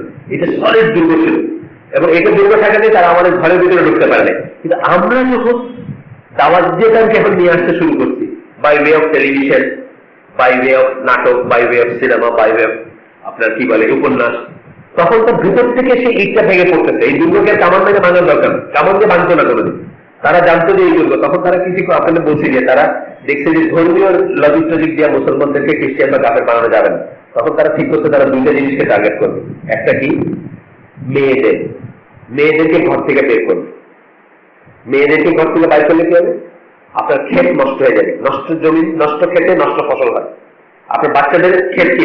মেয়েরা বাচ্চা প্রডিউস করে, বাচ্চাকে লালন পালন করে, এদেরকে যদি নষ্ট করে দিতে পারে, যেমন এখন দেখতেছেন আপনি মা তার গ্রোন আপ ছেলেকে মেরে ফেলতেছে পরকীয়া প্রেমের জন্য। এই কদিন আগে গ্রোন আপ ছেলে বড় ছেলেকে মেরে ফেলছে পরকীয়া প্রেম। আমরা নষ্ট হয়ে যাচ্ছি, আমাদের ক্ষেত নষ্ট হয়ে যাচ্ছে, আমরা ভিতর থেকে নষ্ট হয়ে যাচ্ছি। এখন আর কোনো সমস্যা নেই। তারা দুটো জিনিসকে টার্গেট করছে। একটা হচ্ছে আপনার মেয়েদের কোট আনকোট ফ্যামিলি লাইফ, যেটা মেয়েদের টার্গেট করা মানে ফ্যামিলি নষ্ট হয়ে যাবে না। একটা মেয়ে যখনই বাইরে কাজ করবে, 24 ঘন্টার ভিতরে 12 ঘন্টা বাইরে থাকবে, সে কি আর ফ্যামিলি কাজ করতে পারবে? সেই মা হবে না, সেই বউ হবে না, সেই বুঝছেন না। এবং এর সাথে আরো পরকীয়া, এটা সেটা যত কিছু আপনারা দেখতেছেন এখন করতেছে, এগুলো করবে। মেয়েদের টার্গেট করছে যে মেয়েদেরকে ঘর থেকে বাইর করতে হবে। আজকে আমাদের ওই হালাকে আমি বলতেছিলাম যে আপনার যদি স্বপ্ন থাকে যে আপনি আমেরিকায় পড়াশোনা করবেন, হার্ভার্ডে পড়াশোনা করবেন, জীবনে যাইতে পারেন নাই, হার্ভার্ডে কেমনে যাবেন, অনেক পয়সা লাগে, আপনার অনেক ভালো হইতে পড়াশোনা, আপনার খুব সহজ একটা রাস্তা আছে। আপনি মুসলিম হয়ে ইসলামকে গালিগালাজ করেন, আপনার একটা চান্স আছে। এবং বিশেষ করে আপনি যদি মহিলা হন তাহলে আরো বেশি চান্স আছে। আপনি যদি তসলিমা নাসরিনের মধ্যে কেউ হন, আপনার অনেক বেশি চান্স। তসলিমা নাসরিন কি ময়মনসিংহ মেডিকেল কলেজের ছাত্রী। ময়মনসিংহ মেডিকেল বাংলাদেশে কয় নম্বর মেডিকেল কলেজ? হয়তো 10 নম্বর, 8 নম্বর, 6 নম্বর। তাহলে সে এমন গ্রেড কিছু না, তার পড়াশোনা এমন গ্রেড আসল বা ইন্টেলেকচুয়াল কিছু না, সে সারা বাংলাদেশে 1 নম্বর হয়নি পরীক্ষায়। কিন্তু তার এত কদর কেন? সে কেনেডি স্কুল অফ গভর্নেন্সে ফেলোশিপ পায় কিভাবে? হার্ভার্ডে। একটাই যোগ্যতা তার, সে ইসলামকে এবং কোরআনকে এবং আল্লাহকে গালি দিচ্ছে। এই যোগ্যতার বলে তারা স্কলারশিপ হয়ে গেছে, বুঝছেন না ব্যাপার? তারা 1 নম্বর টার্গেট করছে আমাদের মেয়েদেরকে তারা নষ্ট করবে। এই কথা মোহাম্মদ আসাদ অন্য জায়গায় বলছেন, সূরা বাকারার একটা এসে বলছেন যে ক্ষেত নষ্ট করবে তারা। আর 2 নম্বর হচ্ছে তারা সুন্নাত থেকে আপনাকে কাট অফ করা। এই দুইটা করতে পারলে আপনার মুসলমান থাকবেন। আর কিছু করবে আপনি বলে আল্লাহ আছেন, সব আছে, আল্লাহ আছে, তোমার কোরআন ঠিক, তোমার আল্লাহ ঠিক, তোমার নামাজ ঠিক, তোমার সবকিছু ঠিক। এই দুইটা দিয়ে একটাকে আপনাকে স্ট্রাকচারালি ড্যামেজ করবে, আপনার স্ট্রাকচার ভেঙে পড়বে, ফ্যামিলিতে বলতে কিছু থাকবে না, মেয়েদের যদি বাই করতে পারে ঘর থেকে। আরেকটা হচ্ছে আপনার এই সুন্নাহকে যদি কাট অফ করতে পারে, আপনার কোনো দিনই থাকবে না, আপনার কোনো ধর্মই থাকবে না। আজকে দিনের যা কিছু আপনি করেন, নামাজ বলেন, রোজা বলেন, হজ বলেন, যাকাত বলেন, আকিকা বলেন, কোরবানি বলেন, সব কিছু দলিল হচ্ছে সুন্নাহ থেকে।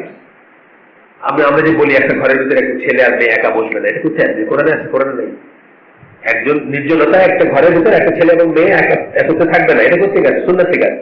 আপনি সুন্নাহ যদি না মানে, হোয়াট ইজ দ্য প্রবলেম? আপনি আপনার দোস্তাইলে নিয়ে বসতে পারেন, এখানে একটু গল্প বলেন, একটু চা খেলাম, আমরা খারাপ কিছু করি নাই, আমরা আমাদের ভিতরটা খুব ভালো বলে আপনি বসতে পারেন। তাহলে আপনার এইভাবে কিন্তু আপনার সব কলাপ করবে, আপনার কোনো দিনই থাকবেন। এটি তারা খুব ভালো বুঝছে, তারা এটা করতে চায়। যাই হোক, আমরা ফিরে আসি আমাদের কথায়।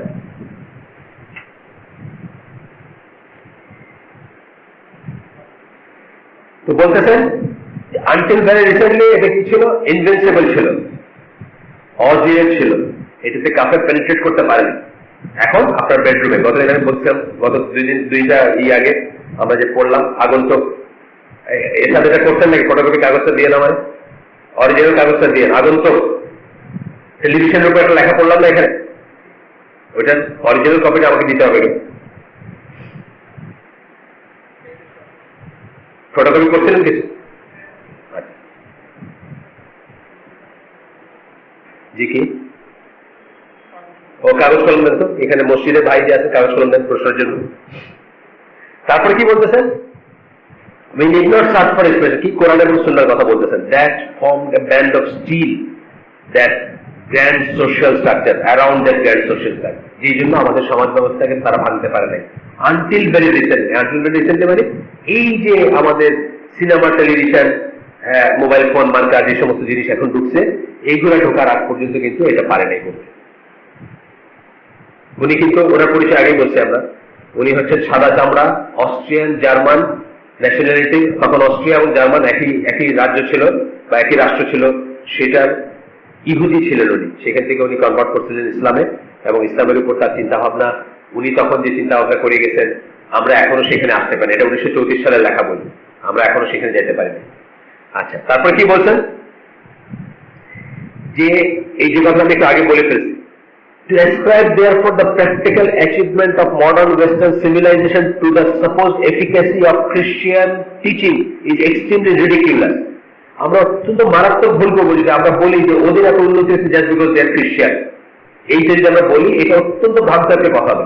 বিকজ তাদের উন্নতিটা হইতে শুরু করছে, যারা হিস্ট্রি সামান্য পড়ছেন, উন্নতিটা হইতে শুরু করছে যেদিন থেকে তারা চার্চকে ত্যাগ করছে, চার্চকে ডিনাউন্স করছে। তারা নিজেদেরকে এথিস্ট বলছে, বা ফ্রেঞ্চ রেভলিউশন পরে যখন বলছে যে ঘরের ভিতরে থাকবা, চার্চের কথা আপনারা ওয়েস্টার্ন ওয়ার্ল্ডে গেলে দেখবেন চার্চ গুলা বন্ধ হয়ে কি হয়েছে জানেন? বিঙ্গো বোঝেন নাকি? হাউজি খেলা বলে না, হাউজির জায়গা হয়েছে সব। চার্চ গুলা বন্ধ হয়ে হাউজি খেলার জায়গা হয়েছে। চার্চ গুলা বন্ধ হয়েছে, স্টেডিয়াম হয়েছে, খেলা কলোসিয়াম বলে এটাকে, যেখানে খেলা টেলা দেখে বা নানা রকমেরই করে, ফুর্তি আমোদ, ওই কনসার্ট হয়, এটা হয় সেটা হয়, এইগুলা চার্চ বন্ধ হয়েছে। তো বলতেছেন যে এটা অত্যন্ত ভুল হবে যদি আমরা বলি যে পশ্চিমা জগৎটা উন্নত হয়েছে বিকজ খ্রিস্টানিটি দান। তারপরে বলতেছেন indeed those achievements emerged out of Europe's age-long intellectual fight against the Christian church. এই উন্নতিগুলো হয়েছে মানে শত শত বৎসরের খ্রিস্টান চার্চের এগেইনস্টে যে ফাইট চলতেছিল, সেই ফাইটের থেকে এগুলো বাইরে আসে এই উন্নতিগুলো। ওই ফাইট করে যখন ফাইনালি এথিস্টরা বিজয়ী হলো, ফাইনালি যখন ভল্টেয়ার, রুশো এরা বিজয় হলো, আর চার্চের লোকজন কাছুমাছু হয়ে মানে হাইবারনেশনে চলে গেল বা লুকায় পড়লো বা সেকেন্ডারি একটা ইসে চলে গেল মানে পজিশনে, তখনই কিন্তু তাদের এই উন্নতিগুলো হতে শুরু করছে। And it's Outlook on life, চার্চের এগেনস্টে এবং চার্চের জীবন দর্শন যেটা, তার এগেনস্টে শত শত বৎসর ধরে যুদ্ধ চলতেছিল ইউরোপে, তার ফলশ্রুতিতে এই উন্নতিগুলো হয়েছে, এটা বলতেছে। হ্যাঁ, নাস্তিকতা বা আল্লাহ ত্যাগ করা, আল্লাহ বিরোধিতা, আল্লাহকে যখন ছাড়লো। আমি আগে বলি, অনেক সময় বলছি বা আবারও বলি যে ওদের সাথে কিন্তু আমাদের কম্পিট করার কিছু নাই। আগে আপনাদের বলছি একটা একটা ট্রেন যদি চিটাগাঙ্গের দিকে মুখ করে থাকে আর একটা ঢাকার দিকে মুখ করে যদি আখাউড়া স্টেশনে থাকে, তাদের ভিতরে কোনো রেস হয় না, রেস হয় না। কারণ দুইটা স্টার্ট দিলে, ফুল স্পিড দিলে কি হবে, একটা থেকে একটা দূরে যেতে থাকে। কেন রেস হয় না? কারণ তাদের ডেস্টিনেশনটা আলাদা। আমাদের ডেস্টিনেশন হচ্ছে আখেরাত, ওদের ডেস্টিনেশন হচ্ছে এইখানেই, এই দুনিয়াতে ভোগ সুখ সব, এটার ভিতরে আকাশ পাতাল তফাৎ। আমরা এখানে খাবো, আমরা এখানে পড়বো, আমরা এখানে ঘুমাবো, আমরা এখানে বাড়ি বানাবো, আমরা হয়তো গাড়ি চালাবো, বাট যতটুকু দরকার ততটুকু সার্ভাইভ করার জন্য, ভালো থাকার জন্য, এইটাই আমাদের এন্ড না, এটা হচ্ছে আমাদের মিনস। এটা হচ্ছে একটা একটা একটা একটা ট্রানজিশনাল পিরিয়ড, যার ভেতর দিয়ে আমরা, হ্যাঁ যদি আমি মরে দিই তাহলে ইবাদত করবো কেমন? ইবাদত করতে পারবো না। আল্লাহ বলছেন কি, আমাকে সৃষ্টি করছেন কেবলমাত্র তার ইবাদত করার জন্য। আমি তো মরেই কি না খায়, আমার যদি চাল চুলা না থাকে আমি ইবাদত করবো কেমন? কাজে আমিও বাঁচবো এখানে, আমারও ঘর থাকবে, আমারও হয়তো গাড়ি থাকবে, আমারও খাবার থাকবে, কিন্তু কি জন্য? Necessary, enough necessary to for subsistence, আমার বেঁচে থাকার জন্য যেটুকু দরকার সেটুকু, আমার ভালোভাবে চলার জন্য যেটুকু দরকার সেটুকু। কিন্তু এইটাই আমার এন্ড না, আমার এন্ড হচ্ছে আখেরাত। তাহলে আমি আমার সাথে তার কোনো কম্পিটিশন হবে না। সে এখানে প্রাসাদ বানাবে, সে এখানে, আপনারা যদি দেখেন হেডোনিজম মানে কি? ভোগবাদ, যেটাকে আমরা ভোগ সুখবাদ বলতে পারি। ভোগবাদ না, ভোগবাদ হচ্ছে কনজিউমারিজম, আর হেডোনিজম হচ্ছে ভোগ সুখবাদ। হেডোনিজম কারে বলে? মানে প্লেজারটা যেখানে পূজা করে মানুষ। আপনারা যদি মায়ামিতে যান, কখনো কেউ গেছেন নাকি মায়ামিতে? এখানে মায়ামির বিচে যদি যান, মায়ামিতে যান, এইখানে জাহান্নাম দেখতে পারবেন আপনারা। মানুষ শুধু ভোগ ছাড়া আর কিচ্ছু বোঝে না। ভোগের কত ডাইমেনশন আছে আপনাদের চিন্তাও করতে পারবেন না। মুসলমান এটা হইতেই পারে। মুসলমান হচ্ছে একইভাবে উল্টা জায়গায় আছে। মুসলমানের হচ্ছে সে এইখানে যা কিছু দরকার নেবে, কিন্তু সমস্ত হারাম জিনিস থেকে বেঁচে থাকবে, যেন সে আখেরাতে আল্লাহর কাছ থেকে রিটার্ন পায়। যে আখেরাতে বিশ্বাস করে না, সে এইখানে বিরোধের কোনো রিজন নাই কিছু থেকে, তার কোনো রিজন নেই বিরোধ থাকা। সেই বলবে নগদ যা পাও হাত পেতে নাও, বাকির খাতায় শূন্য থাকে। এইখানে চুরি কইরা, ঘুষ খায়া, সুদ খায়া, মামুল জোরে যেভাবে পারেন, একদিন পাতিল বেচে আরেকদিন 4,000 কোটি টাকা ব্যাংক থেকে নিয়ে, সেটা দিয়ে আপনি শত শত গরু মানুষের মেজবান খাওয়ায়া, মানে আপনার সবকিছু এইখানে। কারণ আপনার আখেরাত নাই, আখেরাতের পোষণ আপনার নাই। আখেরাতের পোষণ থাকলে প্রতিটা জিনিসে বুঝতে হবে যে আমার আল্লাহর কাছে জবাবদিহি করতে হবে, প্রতিটা সেকেন্ডের জন্য করতে হবে। সম্পদের জন্য তো করতে হবে, সুদের জন্য করতে হবে, ঘুষের জন্য করতে হবে, এগুলো তো রইলই। কাজে আমাদের ওদের সাথে কোনো কম্পিটিশন নেই। মানে এটা এটা এটা বলবেন কি, আলটিমেটলি বলবেন ওদের চালিকা শক্তি আর আমাদের চালিকা শক্তি ডিফারেন্ট। তাহলে ওদের দেখা দেখে যদি আমরা ওদের কাজটা করি, তাহলে একদম ভুল জায়গায় গেলাম। একটু আমি বললাম না, আমরা সবচেয়ে শক্তিশালী হবো কখন? যখন আমরা ভোগ বিলাস থেকে দূরে থাকবো, তখন যখন আমরা আল্লাহর উপর ভরসা রাখবো, তখন যখন আমরা আল্লাহর মতো করে চলবো, তখন যখন আল্লাহকে ভয় করবো। আল্লাহ বলছে জমিনে আমাদের কর্তৃত্ব দিবেন। ওমর রাদিয়াল্লাহু দিয়েছিলেন, আবু বকর রাদিয়াল্লাহু দিয়েছিলেন, ওমর বিন আব্দুল আজিজকে দিয়েছিলেন, সেই কর্তৃত্ব দিয়েছিলেন। আর ওদের ব্যাপারটা ঠিক উল্টা। ওরা যখন আল্লাহকে ভুলে গিয়ে কাফের হবে, নাস্তিক হবে, মুশরিক হবে, তখন তাদেরকে আল্লাহ দিবেন। এটাও আল্লাহ বলছেন যে আল্লাহ দিবেন। দুইটার সুন্নাহটা আলাদা, এই জন্য দুইটার কোনো কম্পিটিশন হয় না। আসি আমরা তাকে। এরপরে বলতেছে the average occidental কাদের বলে? আমরা কি orientals, আমরা orientals, প্রাচ্যের মানুষ। আমরা occidental মানে কি? পশ্চিমা মানুষ। the average occidental be the democrat or fascist, say Democrat হোক মানে গণতন্ত্রী হোক, অথবা ফ্যাসিস্ট হোক মানে স্বৈরাচারী হোক, এ ক্যাপিটালিস্ট আর কমিউনিস্ট, সে ধনতান্ত্রিক হোক অথবা সাম্যবাদী হোক, কমিউনিস্ট হোক, যাই হোক না কেন, সে ম্যানুয়াল ওয়ার্কার অর ইন্টেলেকচুয়াল, একজন লেবারার হোক অথবা একজন বুদ্ধিজীবী হোক, যাই হোক না কেন, knows only one positive religion, তার কাছে একটাই মাত্র ধর্ম আছে। সেটা কি? and that is the worship of material progress. সেই ধর্মটা হচ্ছে বস্তুবাদী অগ্রগতির পূজা করা, বস্তুবাদী অগ্রগতি। আজকে স্যামসাং XYZ, কালকে ZZZ, এটার থেকে এইটা ভালো, এটার থেকে এইটা ভালো, এটা আমরা তাই হয়ে গেছি। কিন্তু আমরা কিন্তু তাই হয়ে গেছি, অজান্তেই হয়ে গেছি। আমাদেরকে কেউ এসে বলে নাই যে সারাটা গ্রহণ করো, এটা যে এটা বলে নাই, সারাটা ছাড়াই হয়ে গেছে। কিন্তু আমরা কিন্তু তাদের ধর্ম দীক্ষিত হয়ে গেছি, হয়েছিল। আমরা এখন মানে সবাই এখানে যারা আছেন এরকম রিলেটিভলি বেটার মুসলিম। আমাদের ভিতরে দেখবেন আমরা আজকে একটা বলেন যে এখানে গেলে আপনার ছেলে ভবিষ্যতে ধরেন 100 কোটিপতি হবে, আর এখানে আপনার ছেলে গেলে মোটামুটি জীবন চলে যাবে, আপনি ওইটা চুজ করবেন। এখানে যারা আছে আমরা একটাই, তার বলছে যে একটাই উপাস্য তাদের, সেটা হচ্ছে মেটেরিয়াল প্রোগ্রেস। মেটেরিয়াল প্রোগ্রেস মানে কি? জিনিসের যে প্রোগ্রেস। আপনাদের আগে বলছি, আবার বলি, ল্যাটিন শব্দ রেস বলে একটা শব্দ আছে, ওটা থেকে রিয়েলিটি কথাটা আসে। রিয়েলিটি মানে বাস্তবতা, সত্য। বাস্তবতা বা সত্য হচ্ছে রিয়েলিটি। রেস শব্দ ঠিক আছে, রেস শব্দের মানে কি? থিং, থিং জিনিস। এটা এটা আমি ধরতে পারি, এটা ধরতে পারি জিনিস। কাজে ধরতে যেটা পারি ওটা রিয়েল, ওইটা বাস্তব, ওইটা সত্য। আর মুসলমানদের কাছে সবচেয়ে বড় সত্য কি? আল্লাহ। আমি কি ধরতে পারি? ধরতে পারি না, দেখতে পাই না। এখানে বুঝতেছে না যে একদম ডায়ামেট্রিক্যালি অপোজিট ফিলোসফি। আমাদের এই কি? আল্লাহ হচ্ছেন আল হক, দি ট্রুথ, একমাত্র অ্যাবসলিউট সত্য। আর আমরা সবাই হচ্ছে রিলেটিভ সত্য। আমরা মরে যাব, আমরা থাকবো না, কেউ থাকবে না এই পৃথিবীতে, কিচ্ছু থাকবে না, সব ধ্বংস হয়ে যাবে, সব ধ্বংস হয়ে যাবে, কিছু থাকবে না। আল্লাহ হচ্ছেন অ্যাবসলিউট সত্য, আমরা হচ্ছে রিলেটিভ সত্য। যা কিছু দেখতেছেন আমরা সব রিলেটিভ সত্য। সুতরাং আমাদের এইটা একদম ডায়ামেট্রিক্যালি অপোজিট। তারপর দেখেন, the temples of this religion, এই দিনের উপাসনাগার। কোন সমস্যা নাকি? সমস্যা তো? এই দিনের উপাসনাগার, আমাদের দিনের উপাসনাগার কি? ইবাদতখানা কি? মসজিদ। এই দিন মানে পশ্চিমা বলতেছে যে সে যেই মানুষই হোক, সে ডেমোক্রেট হোক, সে ফ্যাসিস্ট হোক, সে কমিউনিস্ট হোক, সে ক্যাপিটালিস্ট হোক, সে ইন্টেলেকচুয়াল হোক বা সে ম্যানুয়াল লেবার হোক, সবাই ধর্ম হচ্ছে একটাই, জিনিস, টাকা, পয়সা। হ্যাঁ, তারপরে বলতেছেন ওই দিনের মানে পশ্চিমের যে দিন, সেই দিনের ইবাদতখানা বা উপাসনাগার কি বলতেছেন? আর দ্য জাইগেন্টিক ফ্যাক্টরিজ, বড় বড় factory, Procter and Gamble, Fairchild, বুঝছেন নামগুলো আছে না, মানে মুখ ভরা ভরা নাম আছে না, হ্যালিবার্টন, শেভরন, বুঝছেন না, এগুলো হচ্ছে তাদের উপাসনাগার। সিনেমা, বড় বড় সিনেমা হল এখন আমাদের দেশে চলে আসে, স্টার সিনেপ্লেক্স, আরো কি যমুনাটার নাম জানি না অবশ্য আমি, কি এটার নামটা দেখা যায় কত গেলে। কেমিক্যাল ল্যাবরেটরিজ, বড় বড় ল্যাবরেটরি যেগুলো আছে, ড্যান্স হল আছে না, কত মানুষ ধারণ করতে পারে, দেখেন না আপনারা। আমেরিকার নাম শুনছেন না, মেডিসন স্কোয়ার গার্ডেন, সব কনসার্ট হয় এখানে। এইগুলো হলো উপাসনাগার মানে ইবাদতখানা, ওই দিনের ইবাদতখানা। কোন দিন? বস্তুবাদী কাপের নাস্তিকদের যে দিন সেটা। তারপরে কি বলতেছেন? হাইড্রো ইলেকট্রিক ওয়ার্কস, যত বড় বাস যা তার তত ফারাক্কা দিছে, ফিপাই মুখ দিতেছে। বাংলাদেশে একটা আছে কি জানি, কাপ্তাই যে বাসটা হাইড্রো ইলেকট্রিক ড্যাম, এটা বলতেছে। এন্ড দ্য প্রিস্ট, এগুলো হলো উপাসনাগার মানে উপাসনা মানে মেটেরিয়াল পূজা হয় না, এখানে কি হচ্ছে? মেটেরিয়াল বানানো হচ্ছে, জিনিস বানানো হচ্ছে, জিনিস বানানো হচ্ছে, পয়সা গ্রোথ হচ্ছে, পয়সা হচ্ছে, মেটেরিয়াল হচ্ছে। এইগুলোর পিছনে মানুষ জীবন 9 to 5 জীবন শেষ করে। শিফট, এক শিফটে কাজ করে হয় না, 3 শিফট করে করতেছে মানুষ। বউ বাচ্চা থেকে রাত থেকে 12টা থেকে সকাল 8টা পর্যন্ত কাজ করে আসতেছে, কেন? মেটেরিয়াল প্রোগ্রেসের জন্য, তাই না? আর বলতেছে যে এইগুলোর প্রিস্ট হচ্ছেন মানে এগুলোর হুজুররা কারা? এই সমস্ত উপাসনাগার হুজুর কারা?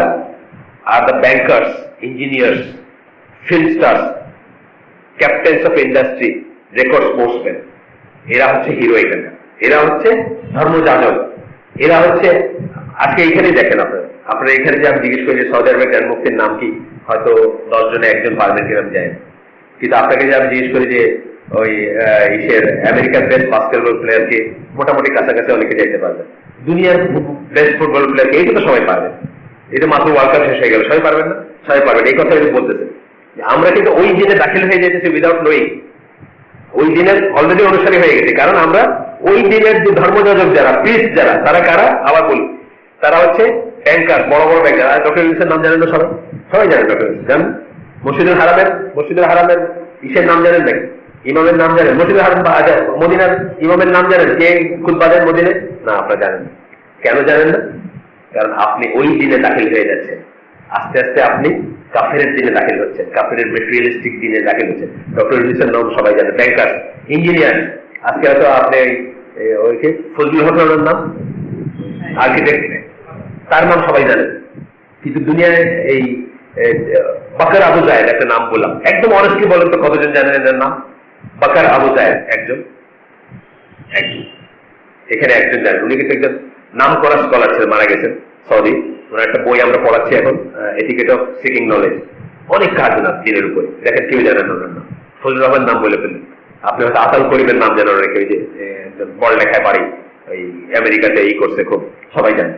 তাহলে কি ব্যাংকার, ইঞ্জিনিয়ারের নাম জানেন, ব্যাংকারের নাম জানেন, ডক্টর ইউনূসের নাম জানেন সবাই। তারপরে কি হাইড্রো ইলেকট্রিক ওয়ার্ক, না তারপরে বলতেছে কি ক্যাপ্টেন্স অফ ইন্ডাস্ট্রিয়ালিস্ট যারা, বড় ইন্ডাস্ট্রি। আপনি সবাই সালমান রহমানের নাম জানেন না? জানেন। সবাই এসের নাম জানেন না? হাসেন, পার্টেক গ্রুপের জানেন। আপনার যমুনা গ্রুপের ইসের নাম জানেন না, কি নাম? বাবুল, নুর ইসলাম বাবুলের নাম জানেন? সবাই জানেন। আচ্ছা, তারপরে কি রেকর্ড স্পোর্টসম্যান মাইকেল জর্ডানের নাম জানেন, হয়তো মেসির নাম তো জানেন, সবাই জানেন, মেসির নাম সবাই জানেন। দেখেন, এই আমরা কিন্তু এই দিনে দাখিল হয়ে গেছি। আমরা মুসলমান দাঁড়িয়ে আছে, এর অনেকে দাঁড়িয়ে আছে, অনেক টুপি, সবাই এখানে আমরা বেটার মুসলিম, রিলেটিভলি অন্যান্য বাইরে যারা আছে তাদের বেটার না আমরা, আলহামদুলিল্লাহ। আমরা মাগরিবের নামাজ পড়ে দিনের মসজিদে বসে আমরা তো অফকোর্স অন্যদের চেয়ে আমরা এখন মানে টেলিভিশনের সেই নাম করা কোন একটা ইন্ডিয়ান সিরিয়ালকে স্যাক্রিফাইস করে এখানে বসে আছে, তাহলে আমরা অন্যদের চেয়ে বেটার মুসলিম। কিন্তু তথাপি দেখেন আমরা কিন্তু মদিনার খতিবের নাম বলতে পারি নাই, আমরা হয়তো মসজিদুল হারামের ইমামের নাম বলতে পারি না, আমি তো সৌদি গ্র্যান্ড মুফতির নাম বলতে পারি না, যারা 1 নম্বর আর কি দিনের লাইনে, তাদের আমাদের দিনের 1 নম্বরের লাইন বলতে পারি না, কিন্তু ওদের দিনের সব 1 নম্বরের নাম আমরা জানি, জানি না? তাহলে আমাদেরও কিন্তু দিন চেঞ্জ হয়ে গেছে। এই কথাটাই উনি বারবার বলতেছেন যে যতদিন ওদের চোখ দিয়ে আমরা দুনিয়াকে দেখবো, আমরা কোনোদিন ভালো মুসলিম হইতে পারবো না। Till be come back to আমাদের চোখ দিয়ে আল্লাহ যেভাবে দেখতে বলছেন, রাসূল যেভাবে দেখতে বলছেন, যা কিছুকে প্রায়োরিটি দিতে বলছেন, সেটি দিয়ে যতক্ষণ আমরা না দেখছি ততক্ষণ আমরা করতে পারবো না। আমরা এটা 7টা পর্যন্ত চালাই সাধারণত, না 7টা ইনশাল্লাহ। নামাজ তো কবে? 7:30। 7টা ইনশাল্লাহ আমরা ক্লোজ করে দিব আজকে। এরপরে কি বলতেছেন, এই সবের ফলাফল কি হয়েছে? Consequently, the Western father daily loses more and more authority over his son. একজন পশ্চিমা বা প্রতিদিন তার ছেলের উপর কর্তৃত্ব হারাচ্ছে। কেন কর্তৃত্ব হারাচ্ছে? কারণ ওইখানে কোনো স্পিরিচুয়াল ব্যাপার নাই, ওইখানে আল্লাহ ফ্যাক্টর নাই, ওখানে টাকা ফ্যাক্টর। বাপ যে টাকা কামাই করতে পারছে, ছেলে দেখা যেতেছে অনেক বেশি টাকা কামাই করতে পারছে, তোমার আমি কেন শুনবো?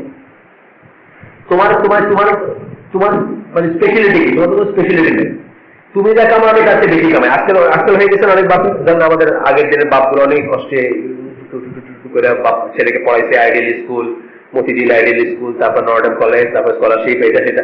এখন দেখা যায় যে এই যে বাজার আসছে, এখন মোট জ্বালালে একটা ছেলে ঘুম করে 1.5 লাখ টাকা চাকরি ব্যাংকে। এখন তো বরকত মনে হবে সব হারামের ভিতরে, শুধু bank, Alpha, British Alpha tobacco company, মানে সব হারাম কাজ যেগুলো, ওগুলো দেখবে বরকত বেশি। দেখবেন তুমি বাপেও খুঁজে না, এখন মানে তুমি কি করলাম সারা জীবনে তার বাসায় ঢাকায় থাকার জায়গা করতে পারলাম। আমি 2 দিন আরো ব্যাংকে জয়েন করছি, আমার এখনই লোন সারে, আমি চাইলে এখনই বাড়ি করতে পারি, বুঝছেন না? ওই সিস্টেমের ভিতরে এটাই হবার কথা, ওই কুফরি সিস্টেমে এটাই হবার কথা, কারণ ওইখানে আল্লাহ ফ্যাক্টর নাই। আল্লাহ ফ্যাক্টর নাই, আল্লাহ ফ্যাক্টর থাকলে আমরা বুঝতাম আল্লাহ বলছেন কি, আল্লাহর ইবাদতের পরপর বলছেন ওয়াবিল ওয়ালিদাইনি ইহসান। আল্লাহ ইবাদতের পরপর বলছেন, ইবাদত করতে বলেন নাই বাপ মা, নেক্সট সেন্টেন্সে বলতেছেন যে বাপ মার সাথে ভালো ব্যবহার করতে হবে। আল্লাহ রাসূল বলতেছেন যে বাপ মা হলে তোমার জান্নাতে যাওয়ার দরজা, তোমার ইচ্ছে হলে তুমি রাখো, তোমার ইচ্ছে তুমি ভেঙে ফেলো, নষ্ট করে ফেলো, তাই না? তখন আমরা কি হতো, আমাদের বাপের প্রতি অথরিটি থাকতো, রেসপেক্ট থাকতো, এই থাকতো, পয়সা দিয়ে সব বিচার করতাম। এখন পয়সা দিয়ে আমার তো বলতে দেখছি, অস্ট্রেলিয়াতে আমি একটা দেখছিলাম, অস্ট্রেলিয়ান টিভিতে একটা অ্যাডভার্টাইজ দেখছিলাম, আমার মনে আছে এখনো, যে বাপ রিটায়ার করছে, রিটায়ার করার পরে ছেলের সুইমিং পুল পরিষ্কার করে, এখন ঝাড়ু দিতেছে আর কি, ওইসব ঝাড়ুগুলো আছে না, লম্বা ঝাড়ু দিয়ে। ছেলে পার্টিতে যাবে, বাইরে যেতেছে, সাথে বউ, খুব সুন্দর ড্রেস, বউ গাড়ি অপেক্ষা করতেছে, বউ খালি ঘড়ি দেখতেছে না, তার কষ্ট হইতেছে না, ছেলে যে বাপের সাথে কথা বলতেছে, তো বাপরে ছেলে পয়সা দিতেছে, ডলার দিয়ে বলতেছে কিপ দ্য চেঞ্জ, মানে ভাঙতিগুলো রেখে দাও, এই যে পুল পরিষ্কার করছো এটার লিগে যে পয়সা, এটা ভাঙতিগুলো তোমার কাছে রেখে দাও, আর টেল মম হ্যালো ফর মি, মানে মাকে আমার পক্ষ থেকে এই করো, হ্যালো বলো আর এটা বলে উঠে গেল গাড়িটাকে গড়গড় করে, আর বউটা তো তাকাইলেন এর দিকে। যাই হোক, অ্যাডভার্টাইজ ছিল লাইফ ইন্স্যুরেন্স, তুমি জীবনে অপরিকল্পিত জীবনী করে এইরকম অবস্থায় পড়ো না, তোমার ছেলে যেন তোমার টাকা দিয়ে না দেয় পুল পরিষ্কার করার জন্য। এটা কেন হচ্ছে? Because money is the god there, তাই না? আল্লাহ যদি গড হইতেন তাহলে এটা কোনোদিন হইতো না। আমরা কি জানি, রাসূল সাল্লাল্লাহু আলাইহি ওয়াসাল্লামকে এক লোক একটা বলছিল আমার বাপ আমার পয়সা চুরি করছে। বাপ পয়সা চুরি করে না, বাপ পয়সা নিচ্ছে, তুমিও তোমার বাপের, তোমার পয়সাও তোমার বাপের। আল্লাহ রাসূল বলছিলেন, জানেন তো এই হাদিসটা, জানেন না? তুমিও তোমার বাপের, তোমার পয়সাও তোমার বাপের। লোক এসে কমপ্লেন করছে আর কি, যে আমার আব্বা আমার থেকে পয়সা চুরি করছে, মানে পয়সা নিয়ে দিয়েছে না বললেন, বলে বাপের পয়সা চুরি করে না, তুমিও তোমার বাপের, তোমার পয়সাও তোমার বাপের, সে তার নেওয়াটা চুরি না। এখান থেকে দলিল যে বাপের ছেলের থেকে নিতে কিছু বলার দরকার নেই, পারমিশনের দরকার নেই। আমরা হলে এটা শিখতাম। আর গাফের কি শিখাচ্ছে? Keep the change. আর বউ এখানে ওয়েট করতেছে, পার্টিতে যাবে, তার সময় নেই, ছেলে বাপের সাথে কথা বলছে, বুঝছেন? ওয়ার্ল্ড ভিউটাই ডিফারেন্ট। কাফেরের ওয়ার্ল্ড ভিউ, মুসলমানের ওয়ার্ল্ড ভিউ ডিফারেন্ট, পশ্চিমা world view, Islamic world view different. একটা দিয়ে আরেকটা করলে কি হবে, দাঁড়িয়ে টুপি পরেও মুসলমান শরীরে কাফের ব্রেন নিয়ে ঘুরে বেড়াবো, যেটা আমরা করতেছি এখন, আপনাদের বললামই আমি যে আপনারা ওই ওদের ওদের যেগুলো ধর্মযাজক ওগুলো আমাদের ধর্মযাজক হয়ে গেছে এখন। এইখানের ইসলামপন্থী মানুষরা ডক্টর ইউনূসকে আমি নিজে দেখছি পেপারে ফুলের তোড়া দেয়া করছে, বরণ করে নিয়েছে।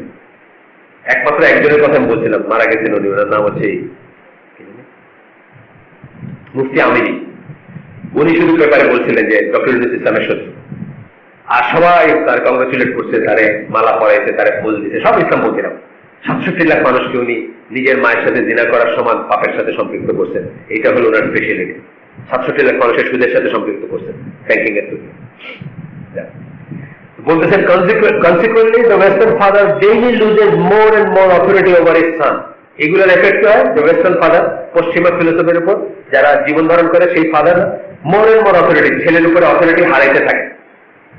and quite logically the son loses his respect for his father, এবং ছেলে তার বাপের প্রতি রেসপেক্ট হারাইতে থাকে।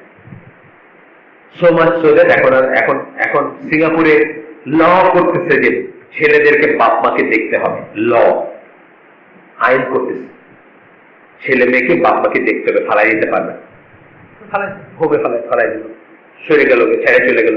এই কয়দিন আগে উঠছে না একটা মায়ের রাইখে চলে গেছে বাংলাদেশ, মায়ের কোনো একটা ট্রেনের ভিতরে রাইখা ফালাইতে চলে গেছে, মানে অ্যাবান্ডন করছে। মা এখন বলতে পারবে না সে কোথায় যাবে, কার কাছে যাবে। বা বিলাই ফালানো বলি আমরা আমাদের লোকাল ল্যাঙ্গুয়েজে, মানে বিড়াল ফালানো মুশকিল আর কি। তো বিড়ালে কি করে, ওই দূরে যে খালটা পার করে দিয়ে বস্তাতে কতক্ষণ ঘুরায় ছেড়ে দেয়, তখন সে আর দিক নির্দেশনা পায় না, বা সে আর জানে যে কোথায় যাবে। তো মায়ের বিলাই ফালায় চলে গেছে, মানে ট্রেনের ভিতরে রেখে চলে গেছে। এটা হচ্ছে এখন মুসলমানদের, এটা হইতে পারে না, হওয়ার কথা না। আসেন তারপরে আমরা জাস্ট একসেপ্ট করতেছি, আমরা পুরাটা পড়তেছি না। পশ্চিমা সভ্যতার চালিকা শক্তি পড়তেছি। কৃষি তাদেরকে চালায়, টাকা হইলো তাদের গড, দি গড, মানে প্রধান গড হলো টাকা তাদের। আমার আব্বা কথা বলছে, আমার আব্বা আগে বলতেন মানি ইজ দ্য সেকেন্ড গড। উনি বলতেন যে ডলার বিলের উপর লেখা আছে in god we trust, dollar বিলের উপর লেখা আছে। নেক্সট কথাটা যেটা বলে না, ওটা হলো রেস্ট ইন ক্যাশ, মানে আল্লাহ আমরা বিশ্বাস করি কিন্তু বাকিটুক হলো ক্যাশে। এটার আগের কথা সেকেন্ড গড, এখন কিন্তু ফার্স্ট গড, এখন সেকেন্ড গড না। এখন ফার্স্ট গডের জন্য আমরা কি করি, আমার ভাইরে ফরমালিন খাওয়াইতে পারতেছি, আমি আপনার ফরমালিন খাওয়াইতে, আপনি আমার নকল ইনজেকশন দিয়ে বাইরে যেতে পারতেছেন, অল্প কি মানে তো পয়সার জন্য। তাহলে এখন আমাদেরও কিন্তু ফার্স্ট গড হয়ে গেছে, মানে নজবিল্লাহ ফার্স্ট গড হয়ে গেছে টাকা। গেল আবার আসতেছে our original question whether it is possible to adopt the Islamic, এটা শোনেন খুব খেয়াল করে। মোহাম্মদ হাসান বলতেছেন, যিনি নিজে একজন পশ্চিমা মানুষ, যিনি সাদা চামড়া, যিনি ইহুদি ছিলেন, যার থেকে উনি মুসলমান হয়েছেন আলহামদুলিল্লাহ, এবং তারপরে তার বুঝটা আপনারা দেখেন কি বলতেছেন। our original question, আমরা আগে একটা কোয়েশ্চেন করছিলাম, ওই যে কেসের কথা বললাম, এটা বলে শুরু করছিলাম, whether it is possible to adopt Islamic way of life, Islamic way of thinking and living the exigencies of Western civilization and vice versa. কথাটা আমি এক্সপ্লেন করি। এটা কি সম্ভব নাকি যে আমার চিন্তায় চেতনায় আমি ইসলাম থাকবো, মুসলিম থাকবো বা ইসলামিক থাকবো, এবং এক্সিজেন্সিস মানে পশ্চিমা সভ্যতা যে সমস্ত জিনিসগুলোকে প্রয়োজনীয় মনে করে, অনিবার্য মনে করে, সেইগুলোর ভিতরে আমি থাকবো এবং ইসলামিক থিঙ্কিং বজায় রাখবো, এটা কি সম্ভব নাকি? ওরা কিছুকে অনিবার্য মনে করে, গাড়ি বাড়ি টাকা পয়সা জিনিস বললামই তো সব।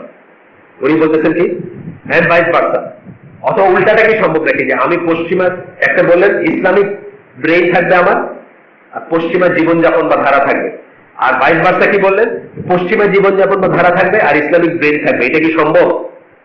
বলতেছেন must be answered in the negative, এটার উত্তর হবে না বাচক, কোনদিন সম্ভব না। আর এই জটটা খুলতে না পারলে আমরা দাওয়াত দিব, আমরা তবলিগ করব, আমরা চিল্লা দিব, আমরা বতল মুকামের উত্তর গেট দখল করব, আমরা আরো অনেক কিছু করবো, কিন্তু আমাদের জীবনে ইসলাম আসবে না। আমরা ইসলাম খেলা খেলবো, বুঝছেন না? ইসলাম খেলা আছে না, ইসলাম খেলা বাচ্চারা খেলে না, বাসা খেলা, আসল খেলা না। আমরা এখন ভিডিও গেমে কি খেলি, যুদ্ধ খেলি, সবাই গুলি করে, আসলে মানে আমি একটা মানে 500 গজ হেঁটে গেলে আমার জিব্বা বাইরে যাবে, বুঝছেন না? আমি সেই নজওয়ান, ভিডিও গেমে দেখি সব শেষ। আমরা ইসলাম খেলা, ভিডিও গেম খেলবো ইসলাম, আসল ইসলাম আমাদের যে কোনোদিন হবে না যদি আমরা এই জিনিসটুকু না বুঝি যে ইসলামী ধ্যান ধারণা মাথায় রেখে পশ্চিমা জীবনযাপন বা ধারা আমাদের হইতে পারে না, আবার পশ্চিমা জীবনযাপন বা ধারায় থেকে ইসলামী ধ্যান ধারণা মাথায় থাকতে পারে না। Must be answered in the negative, উনি বলতেছেন। প্রমাণ করবেন উনি পরে কেন বলতেছেন এগুলা। এখন একটা চ্যাপ্টার যেটা, এটা আমরা শুরু করবো, বেশি দূর যাবো না, আমরা যদি কোয়েশ্চেন আনসার দেখে বোধ আছে। এটা হচ্ছে the shadow of the crusade. Crusade ব্যাপারটা কি ছিল? ক্রুসেডের সম্বন্ধে কার পড়াশোনা আছে এখানে? বলেন দেখি। ক্রুসেড কি ছিল বলেন? খ্রিস্টিয়ানরা তারা যে খুব ভালো খ্রিস্টান ছিল তা না,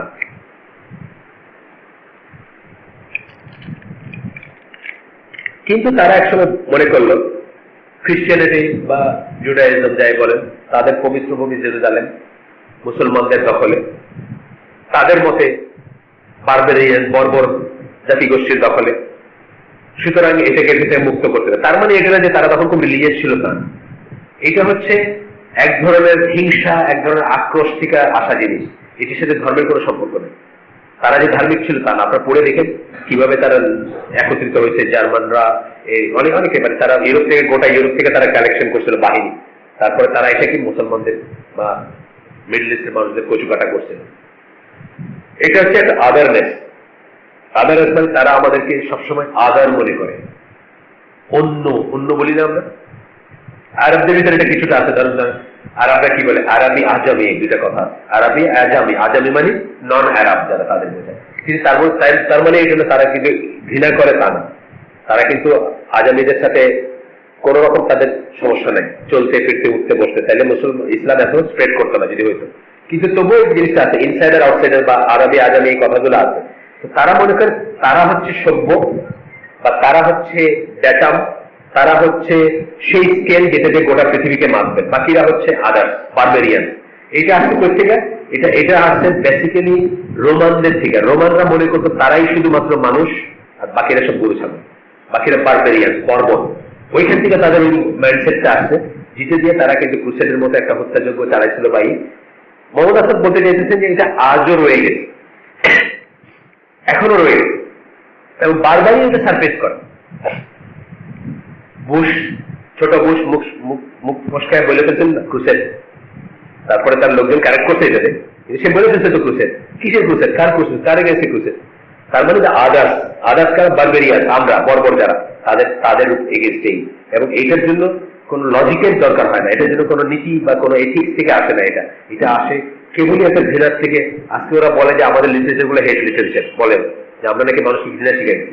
আপনি পড়ে দেখেন, যাদের সামান্য ইতিহাস পড়া আছে তারা জানবে যে এই ঘৃণাগুলো তারা প্রপাগেট করছে, আমরা কোনোদিন করিনি। আমি তো আগেই বললাম যে আমাদের জন্য সত্যি যেটা আল্লাহ মানে মুসলিম যার নাম, আমাদের কাছে কালার থেকে কালা চামড়ার সাউথ আফ্রিকান মুসলিম আছে, আমাদের কাছে সাদা থেকে সাদা চামড়ার সুইডিশ মুসলিম আছে।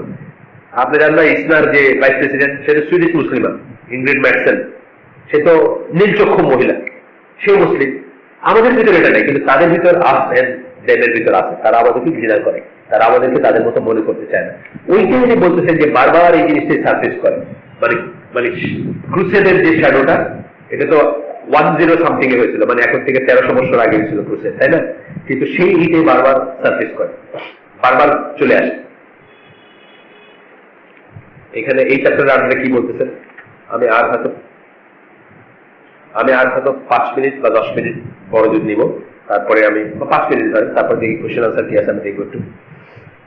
তো বলতেছেন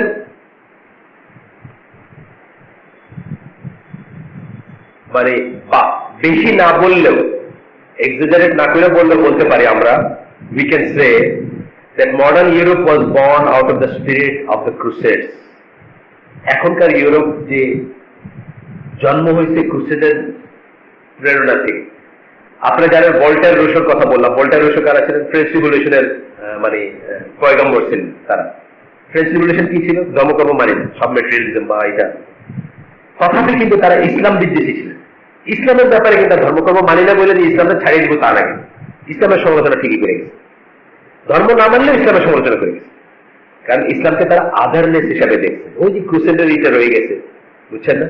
সেকুলার হয়েও তারা সেকুলার হতে পারেন নাই, ইসলামের ব্যাপারে তারা রিলিজিয়াস ছিলেন, মানে ইসলাম বিরোধিতার ব্যাপারে তারা রিলিজিয়াস ছিলেন। আপনারা পড়ে দেখেন, যারা হিস্ট্রি পড়বেন বা এই জান। Before that time there had been Anglo-Saxon, Germans, French, Normans, Italians and Danes, but during the Crusade the new political conception of Christendom or Christendom jai bolen, a cause common to all European nations alike was created. এর আগে তারা জাতিসত্তায় বিভক্ত ছিল, ক্রুসেডের আগে কেউ German, কেউ এটা, কেউ অ্যাংলো স্যাক্সন, এটা ছিল। কিন্তু ওই সময় কেমন করে জানি তারা সবাই এক হয়ে গেল। এক হলো কিসে? তারা যে খুব ভালো খ্রিস্টান ছিল তা না, কিন্তু খ্রিস্টানের বেসিসে এক হয়, বেসিস কি বেসিসে এক হয়েছে? আমাদের শত্রু হিসাবে এক হয়েছে, আমাদেরকে মারার জন্য এক হয়েছে। ঠিক যেমন এখনকার কোয়ালিশন গুলো দেখেন, বুশে যখন কোয়ালিশন ডাকে কি করে? সবাই ডাকে কে কে মুসলমান মারতে চায়, এটা বলে না, এটা ভেতরের কথা। কে কে মুসলমান মারতে চায় হাত তুলো, বলে যে আমি আছি আমি আছি। কানাডা টানাডা অস্ট্রেলিয়া সবাই ওটাতে অংশগ্রহণ করে, সবাই মুসলমান মারাতে অংশগ্রহণ করে। তো একই ব্যাপার তখন was created, and it was the hatred of Islam that stood as godfather behind the new creation. এটার পিছনের শক্তিটা কি ছিল? Hatred of Islam. সেইটা দিয়ে কিন্তু এই বাহিনীটা হয়েছিল, ক্রুসেডের বাহিনী। এটা বুঝতে হবে। সেটা দিয়ে যেন আজকে যদি সবাই বলে যে চলো কথার কথা বলছি, চলো আমরা এখন ইউরোপ দখল করতে যাবো, শিয়া সুন্নি আহলে হাদিস আহলুস সুন্নাহ ওয়াল জামাত যত কিছু যত গ্রুপ আছে সবাই বললো চলেন আমাদের ওইটাই হচ্ছে প্রধান শত্রু, ওইটার সাথে আমরা যাই, আমাদের ভেদাভেদ সব বুঝে যায়।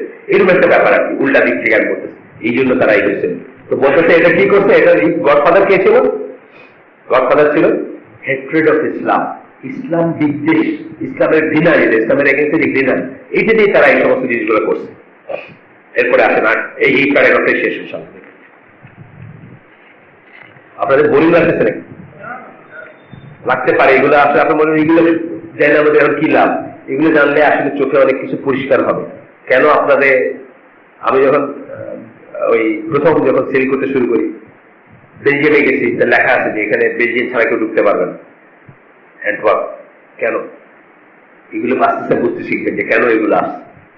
এই গান্ধী হচ্ছে কেন জানেন? সাউথ আফ্রিকাতে তারা ঢুকতে দেন, ট্রেনে বসতে দেন, যে ট্রেনের যে সিঁড়িতে সাদা চামড়া বসবে ওখানে তারা বসতে দেন, ওইখান থেকে কিন্তু গান্ধী হয়েছে। এগুলো বোঝার ব্যাপার আছে যে কেন আমাদেরকে আমাদের সবকিছু অভ্যাস করে কেন। এটা আজকের ব্যাপার না, এটা এটা 1000 বছরের পুরানো ব্যাপার, 1300-1400 বছরের পুরানো ব্যাপার, বা আরো আগের ব্যাপার। এরপরে বলতেছেন but later on of a sudden the crusade appeared on the horizon and destroyed the relation between Islam and West, not because they meant war. So many wars between nations have been waged and subsequently forgotten in the course of human history, and so many animosities have turned into friendship. বলতেছেন যে যখনই মানে আমাদের কোন একটা সম্পর্কের ব্যাপার কথা আসে, তখন ওই ক্রুসেডটা স্মৃতিটা চলে আসে। এটা কেউ ভুলে নেই, ওরাও ভুলে নেই, আমরাও ভুলি, পার্টিকুলারলি ওরা ভুলে নেই। তো উনি বলতেছেন যে দুনিয়াতে কত যুদ্ধ হয়েছে, মানুষ এগুলো ভুলে যায়, কিন্তু এইটা ভুলে নেই কেন? এইটা ওই ধরনের কোনো যুদ্ধ ছিল না। যেন আমেরিকার সাথে জাপানের যুদ্ধ হয়েছে। আজকে তো আমেরিকাতে জাপানের খুব গুড ফ্রেন্ড, ভালো ফ্রেন্ড, কিন্তু ক্রুসেডের ব্যাপারটা ছিল অন্যরকম ব্যাপার। যেহেতু ফেইথ বেস জিনিস ছিল, যেহেতু ইমান বিশ্বাস বেস জিনিস ছিল, যেহেতু চালিকা শক্তি বেস জিনিস ছিল, যেহেতু ওয়ার্ল্ড ভিউ বেস জিনিস ছিল, জীবনের মানে জীবন ধারণ করবেন কিভাবে, যেহেতু কুফর এবং ইমানের ব্যাপার ছিল, যেহেতু আখিরাত এবং দুনিয়ার ব্যাপার ছিল, এই জন্য এই জিনিসগুলা এত বছরেও এই জিনিসটা যাবে না, যায় নাই। কেন যাবে না? কারণ ওয়ার্ল্ড ভিউটাই আলাদা। আপনাকে বুঝতে হবে যে পশ্চিমের চালিকা শক্তি আর আমাদের চালিকা শক্তি কোনোদিন কম্পারেবল না। আমাদের যদি জোর করে এটা জোড়াতালি দিতে চেষ্টা করি, সেটাতে কোনো লাভ হবে না, বরং আমরা আমাদের নিজস্বতাটুকু হারাবো। আমরা এখন তাদের দিনের অনুসারী, এটা কিন্তু আমরা প্রকারান্তরে আজকে একটু প্রমাণ পেয়ে গেলাম না? আমি এর ভিতরে আছি, আমিও আপনাদের একজন, আমি কিন্তু বাইরের কেউ না। আমরা এইসব নিয়ে চিন্তা করবো, আমরা চেষ্টা করবো আমাদের ইগুলা সারাই ফেলতে, আমরা চেষ্টা করবো কাফেরের অনুকরণ না করতে। ইমিটেশন অফ দ্য কুফার এটা হচ্ছে আলাদা একটা সাবজেক্ট। যাই হোক, আমরা এগুলো বুঝতে চেষ্টা করবো যে আমাদের নামাজ, রোজা, হজ, যাকাত সব নষ্ট হয়ে যাচ্ছে বিকজ আমরা ইসলামের জীবন ধারণ করতেছি না, আমরা কাফেরের জীবন ধারণ করতেছি, কাফেরের জীবনযাত্রাকে চুজ করে নিচ্ছি, তাদের নর্মস গুলোকে চুজ করে নিচ্ছি। ইসলাম আমাদের যেভাবে জীবন ধারণ করতে চায় বলছে, সেটা যদি আমরা চুজ করতাম তাহলে আমাদের এগুলো কাজে লাগতো। এই জন্য আজকে এগুলো কোনো কাজে লাগে না, আমাদের এগুলো সব বাজে খরচ হয়ে যায়। আমরা এত কিছু করেও মুসলিম প্রডিউস করতে পারি না, আমরা এত কিছু করেও আমাদের ছেলেরা নাস্তিক হয়, আমাদের মেয়েরা নাস্তিক হয়, আমাদের বউরা পর্দা করে না, আমাদের মেয়েরা পর্দা করে না। আমরা ইসলাম নিয়ে কোনো প্ল্যান নাই, আমাদের ইসলাম নিয়ে কোনো ইসলামকে কিভাবে পালন করবো জীবনে এটার কোনো তাড়না নাই, কোনো তাগিদ নাই। আমরা ইনশাআল্লাহ এগুলো বোঝার চেষ্টা করবো। সুবহানাকাল্লাহু ওয়া বিহামদিকা আশহাদু আল্লা ইলাহা ইল্লা আনতা আস্তাগফিরুকা ওয়া আতুবু ইলাইক। যদি আপনারা ভালো কিছু শুনে থাকেন, সমস্ত প্রশংসা আল্লাহর। কিছু যদি অমঙ্গলকেও কিছু শুনে থাকেন, তাহলে সমস্ত ব্যর্থতা আমার এবং শয়তানের তরফ থেকে সেটা খারাপ কিছু হয়ে থাকলে। আসসালামু আলাইকুম। আমার প্রশ্নটি হলো গণতন্ত্র নিয়ে। সূরা আকীদার অনেক আলেম বলেন যে ইসলাম কায়েমের জন্য গণতান্ত্রিক পদ্ধতি ব্যবহার করা এবং নির্বাচন সুযোগ করা জায়েজ নেই, বরং আমাদেরকে সঠিকভাবে ইসলামের বিশুদ্ধ দাওয়াত দিতে হবে। এই ব্যাপারে ইসলামের সঠিক ব্যাখ্যা জানতে চাই। আসলে এই প্ল্যাটফর্মটা ঠিক এসব আলোচনার জন্য না, তবুও আমি শর্টকাটে বলি। গণতন্ত্র বলতে যদি আমরা বুঝি যে জাস্ট একটা ভোটাভুটি, তাহলে এটা ইসলাম বিরুদ্ধ না। ধরেন আমরা ঠিক করলাম যে, একটা উদাহরণ দেই আমি, ধরেন সিলেট ডিস্ট্রিক্টটা ইস্ট পাকিস্তানে আসছে রেফারেন্ডামের মাধ্যমে। জানেন তো অনেকে, জানেন না যারা হিস্ট্রি জানেন, একটা রেফারেন্ডাম হয়েছিল, গণভোট। সিলেটেরা বলছে আমরা ইস্ট পাকিস্তানে আসতে চাই, তারা আসছে। এই যে ভোটাভুটি হয়েছে, এটা কিন্তু গণতন্ত্র না, এটা কিন্তু পারফেক্টলি ঠিক আছে, যায়। এটা কখনো ওয়াজিব, কখনো ফরজ আপনার জন্য করা। গণতন্ত্র বলতে আমরা যখন আলেমরা বলেন যে গণতন্ত্রকে আলেমরা নাজায়েজ বলেন বা এই বলেন, সেটা হচ্ছে যখন বলা হয় যে জনগণ সর্বভৌম। সর্বভৌম কথাটা অনেক বড়, সভরেন কথাটা অনেক বড় একটা মানে। সভরেন এই মহাবিশ্বে একমাত্র আল্লাহ, আর কেউ সভরেন না। তো যখন বলা হয় যে সভরেন বা সর্বভৌম, অর্থাৎ কি, জনগণ যা বলবে সেটাই আইন, সেটাই ঠিক, সেটাই সত্যি, এই কথা বললে সেটা অবশ্যই নয়। এই পজিশনটা শুধুমাত্র আল্লাহ, সেই সেন্সে তারা বলে থাকে, সেই সেন্সে তারা কথাটা বলে থাকে। কিন্তু জাস্ট একটা ভোটাভুটি, ভোট, ওই যে বললাম রেফারেন্ডাম বা একটা ভোট ইটসেলফ হারাম, সেই কথা কিন্তু তারা বলেন। অসুখ বিসুখ, বিপদ আপদ, খতমে ইউনুস সহ বিভিন্ন খতমের আয়োজন করা হয়, কতটুকু কোরআন হাদিস সম্পদ না, এগুলো বেসিক্যালি কোনো দলিল নাই। এগুলা বিদআত বা পরবর্তীকালের ট্রেডিশন বা আবিষ্কার, এগুলা ইসলাম সম্মত না। ইসলামী দোয়া আছে, আযহিবিল বাস রাব্বান নাস ওয়াশফি আনতা শাফি লা শিফা ইল্লা শিফাউকা শিফা লা ইউগাদিরু সাকামা। এটা যেমন একটা দোয়া, এটা হচ্ছে কিসের জন্য দোয়া? নিজের জন্য, অন্যের জন্য আপনি দোয়াটা করতে পারেন। আমরা জানি না, কয়জন জানি এটা দোয়া, কয়জন মুখস্থ আছে? একজন। আর দেখেন, এত বড় মসজিদে মাত্র একজন জানেন এই দোয়াটা। আচ্ছা, এটা আল্লাহ রাসূল শিখাই দিয়ে গেছে, সুন্নাহ দোয়া। এটা আমি নেক্সট দিন ইনশাআল্লাহ একটা কাগজে আমি প্রিন্ট করে নিয়ে আসবো, অ্যারাবিকটা আপনাদের দিব, আপনারা এটা মুখস্থ করে ফেলবেন। এটা কিন্তু রোগ শিফার দোয়া। ইকামত দিনে কাজ করা প্রত্যেক মুসলমানের ফরজ কি না? যদি ফরজ হয় তাহলে নামাজ রোজা যেরকম সেরকম ফরজ কিনা? দিন কায়েম করা, নামাজ রোজা যেরকম সেরকম ফরজ না, নামাজ রোজা যেরকম সেরকম ফরজ না। এই জিনিসটা যে সবসময় করতে পারবেন এমন কোনো কথা নাই। দিন কায়েম করা বলতে কি বোঝাচ্ছেন সেটা একটা কথা। কেউ যদি মনে করেন দিন কায়েম করা মানে ইসলামী রাষ্ট্র প্রতিষ্ঠা করা, তাহলে প্রথমেই বুঝতে হবে যে আপনার এটাই ভুল। দিন কায়েম করার জন্য আপনার সাধ্য মতো আপনি চেষ্টা করবেন, এটা হচ্ছে আপনার উপর খরচ। ধরেন আমার সাধ্য আছে, একজন মানুষের ফার্স্ট সাধ্য কতটুকু আছে দিন কায়েম করার? নিজের শরীরের উপর সে দিন কায়েম করতে পারে, তাওহীদ প্রতিষ্ঠা করতে পারে না? আমি যদি তাওহীদের উপর থাকি, আমি যদি শিরক না করি, আমি যদি কুফর না করি, আমি যদি হারাম না খাই, আমাকে কিছু বাধ্য করতে পারবে? কেউ পারবে না। এমনকি রাশিয়ার মতো দেশে পারবে না বাধ্য করতে। সুতরাং এইটুকু আমি বেসিক্যালি পারি। তারপরে কি করবো? নিজের ফ্যামিলির উপর করবো, তারপরে নিজের আহাল মানে গোষ্ঠীর উপর চেষ্টা করব, চেষ্টা করে যাবো সাধ্য অনুযায়ী। এটা হচ্ছে সাধ্যের ভ্যারিয়েবল খরচ। আর আরেকটা হচ্ছে কি, নামাজ, এটা কোনো সাধ্যের ব্যাপার না, মাত্র 2-3টা ক্লজ আছে। পাগল হয়ে গেলে, অজ্ঞান থাকলে, পাগল হয়ে গেলে, অজ্ঞান থাকলে, ঘুমায় থাকলে, বাচ্চা হইলে, আপনি এখনো বয়স হয় নাই, আপনার নামাজেরই আছে, তাছাড়া কিন্তু কোনো এক্সেমশন নেই। সুতরাং একই ক্যাটাগরির না, তবে হ্যাঁ ফরজ বা খেলাফত প্রতিষ্ঠা হওয়ার চেষ্টা করা, দোয়া করা, ফিকির করা, সেটা 1000 বছর পরে হইতে পারে, 5000 বছর পরে হইতে পারে, সেটার জন্য কোনো শর্টকাট নেওয়া যাবে না, কিন্তু ওটা চিন্তা করতে হবে, সেটা ঠিক আছে। আমি ছবিযুক্ত ব্যাগ বিক্রি করতে পারবো কিনা? ব্যাগ বিক্রেতা ছবিযুক্তটা অ্যাভয়েড করবেন ইনশাল্লাহ, ছবিযুক্ত ব্যাগ অ্যাভয়েড করবেন বিক্রি করা। আমাদের বাসায় ছবিযুক্ত যে স্কুল ব্যাগগুলো বাচ্চাদের জন্য আসে, আমরা প্রথমে ওগুলোকে ডিফেস করে দিই, মার্কার দিয়ে ছবিগুলোকে ডিফেস করে দিই, ছবিগুলো যেন বোঝা না যায়, আকৃতিগুলো বোঝা না যায়, সেটা করে দিই। কারণ প্রতিকৃতি ঘরে থাকলে সেই ঘরে আমাদের ফ্রেশটা ঢোকে না, এবং সেই ঘরে জিন সহ খারাপ জিনিসগুলা, খারাপ জিন বা অন্যান্য জিনিসগুলা, অসুখ বিসুখ ঢুকতে পারে। সেই জন্য আমরা ঘরে প্রতিকৃতি রাখবো না। এবং ব্যাগ যেহেতু একটা এমন জিনিস যেটা বাইরে থেকে দেখা যায়, এমন না যে আপনি ঢেকেও রাখতে পারবেন তা না, সুতরাং এটা না বিক্রি করাটাই ভালো।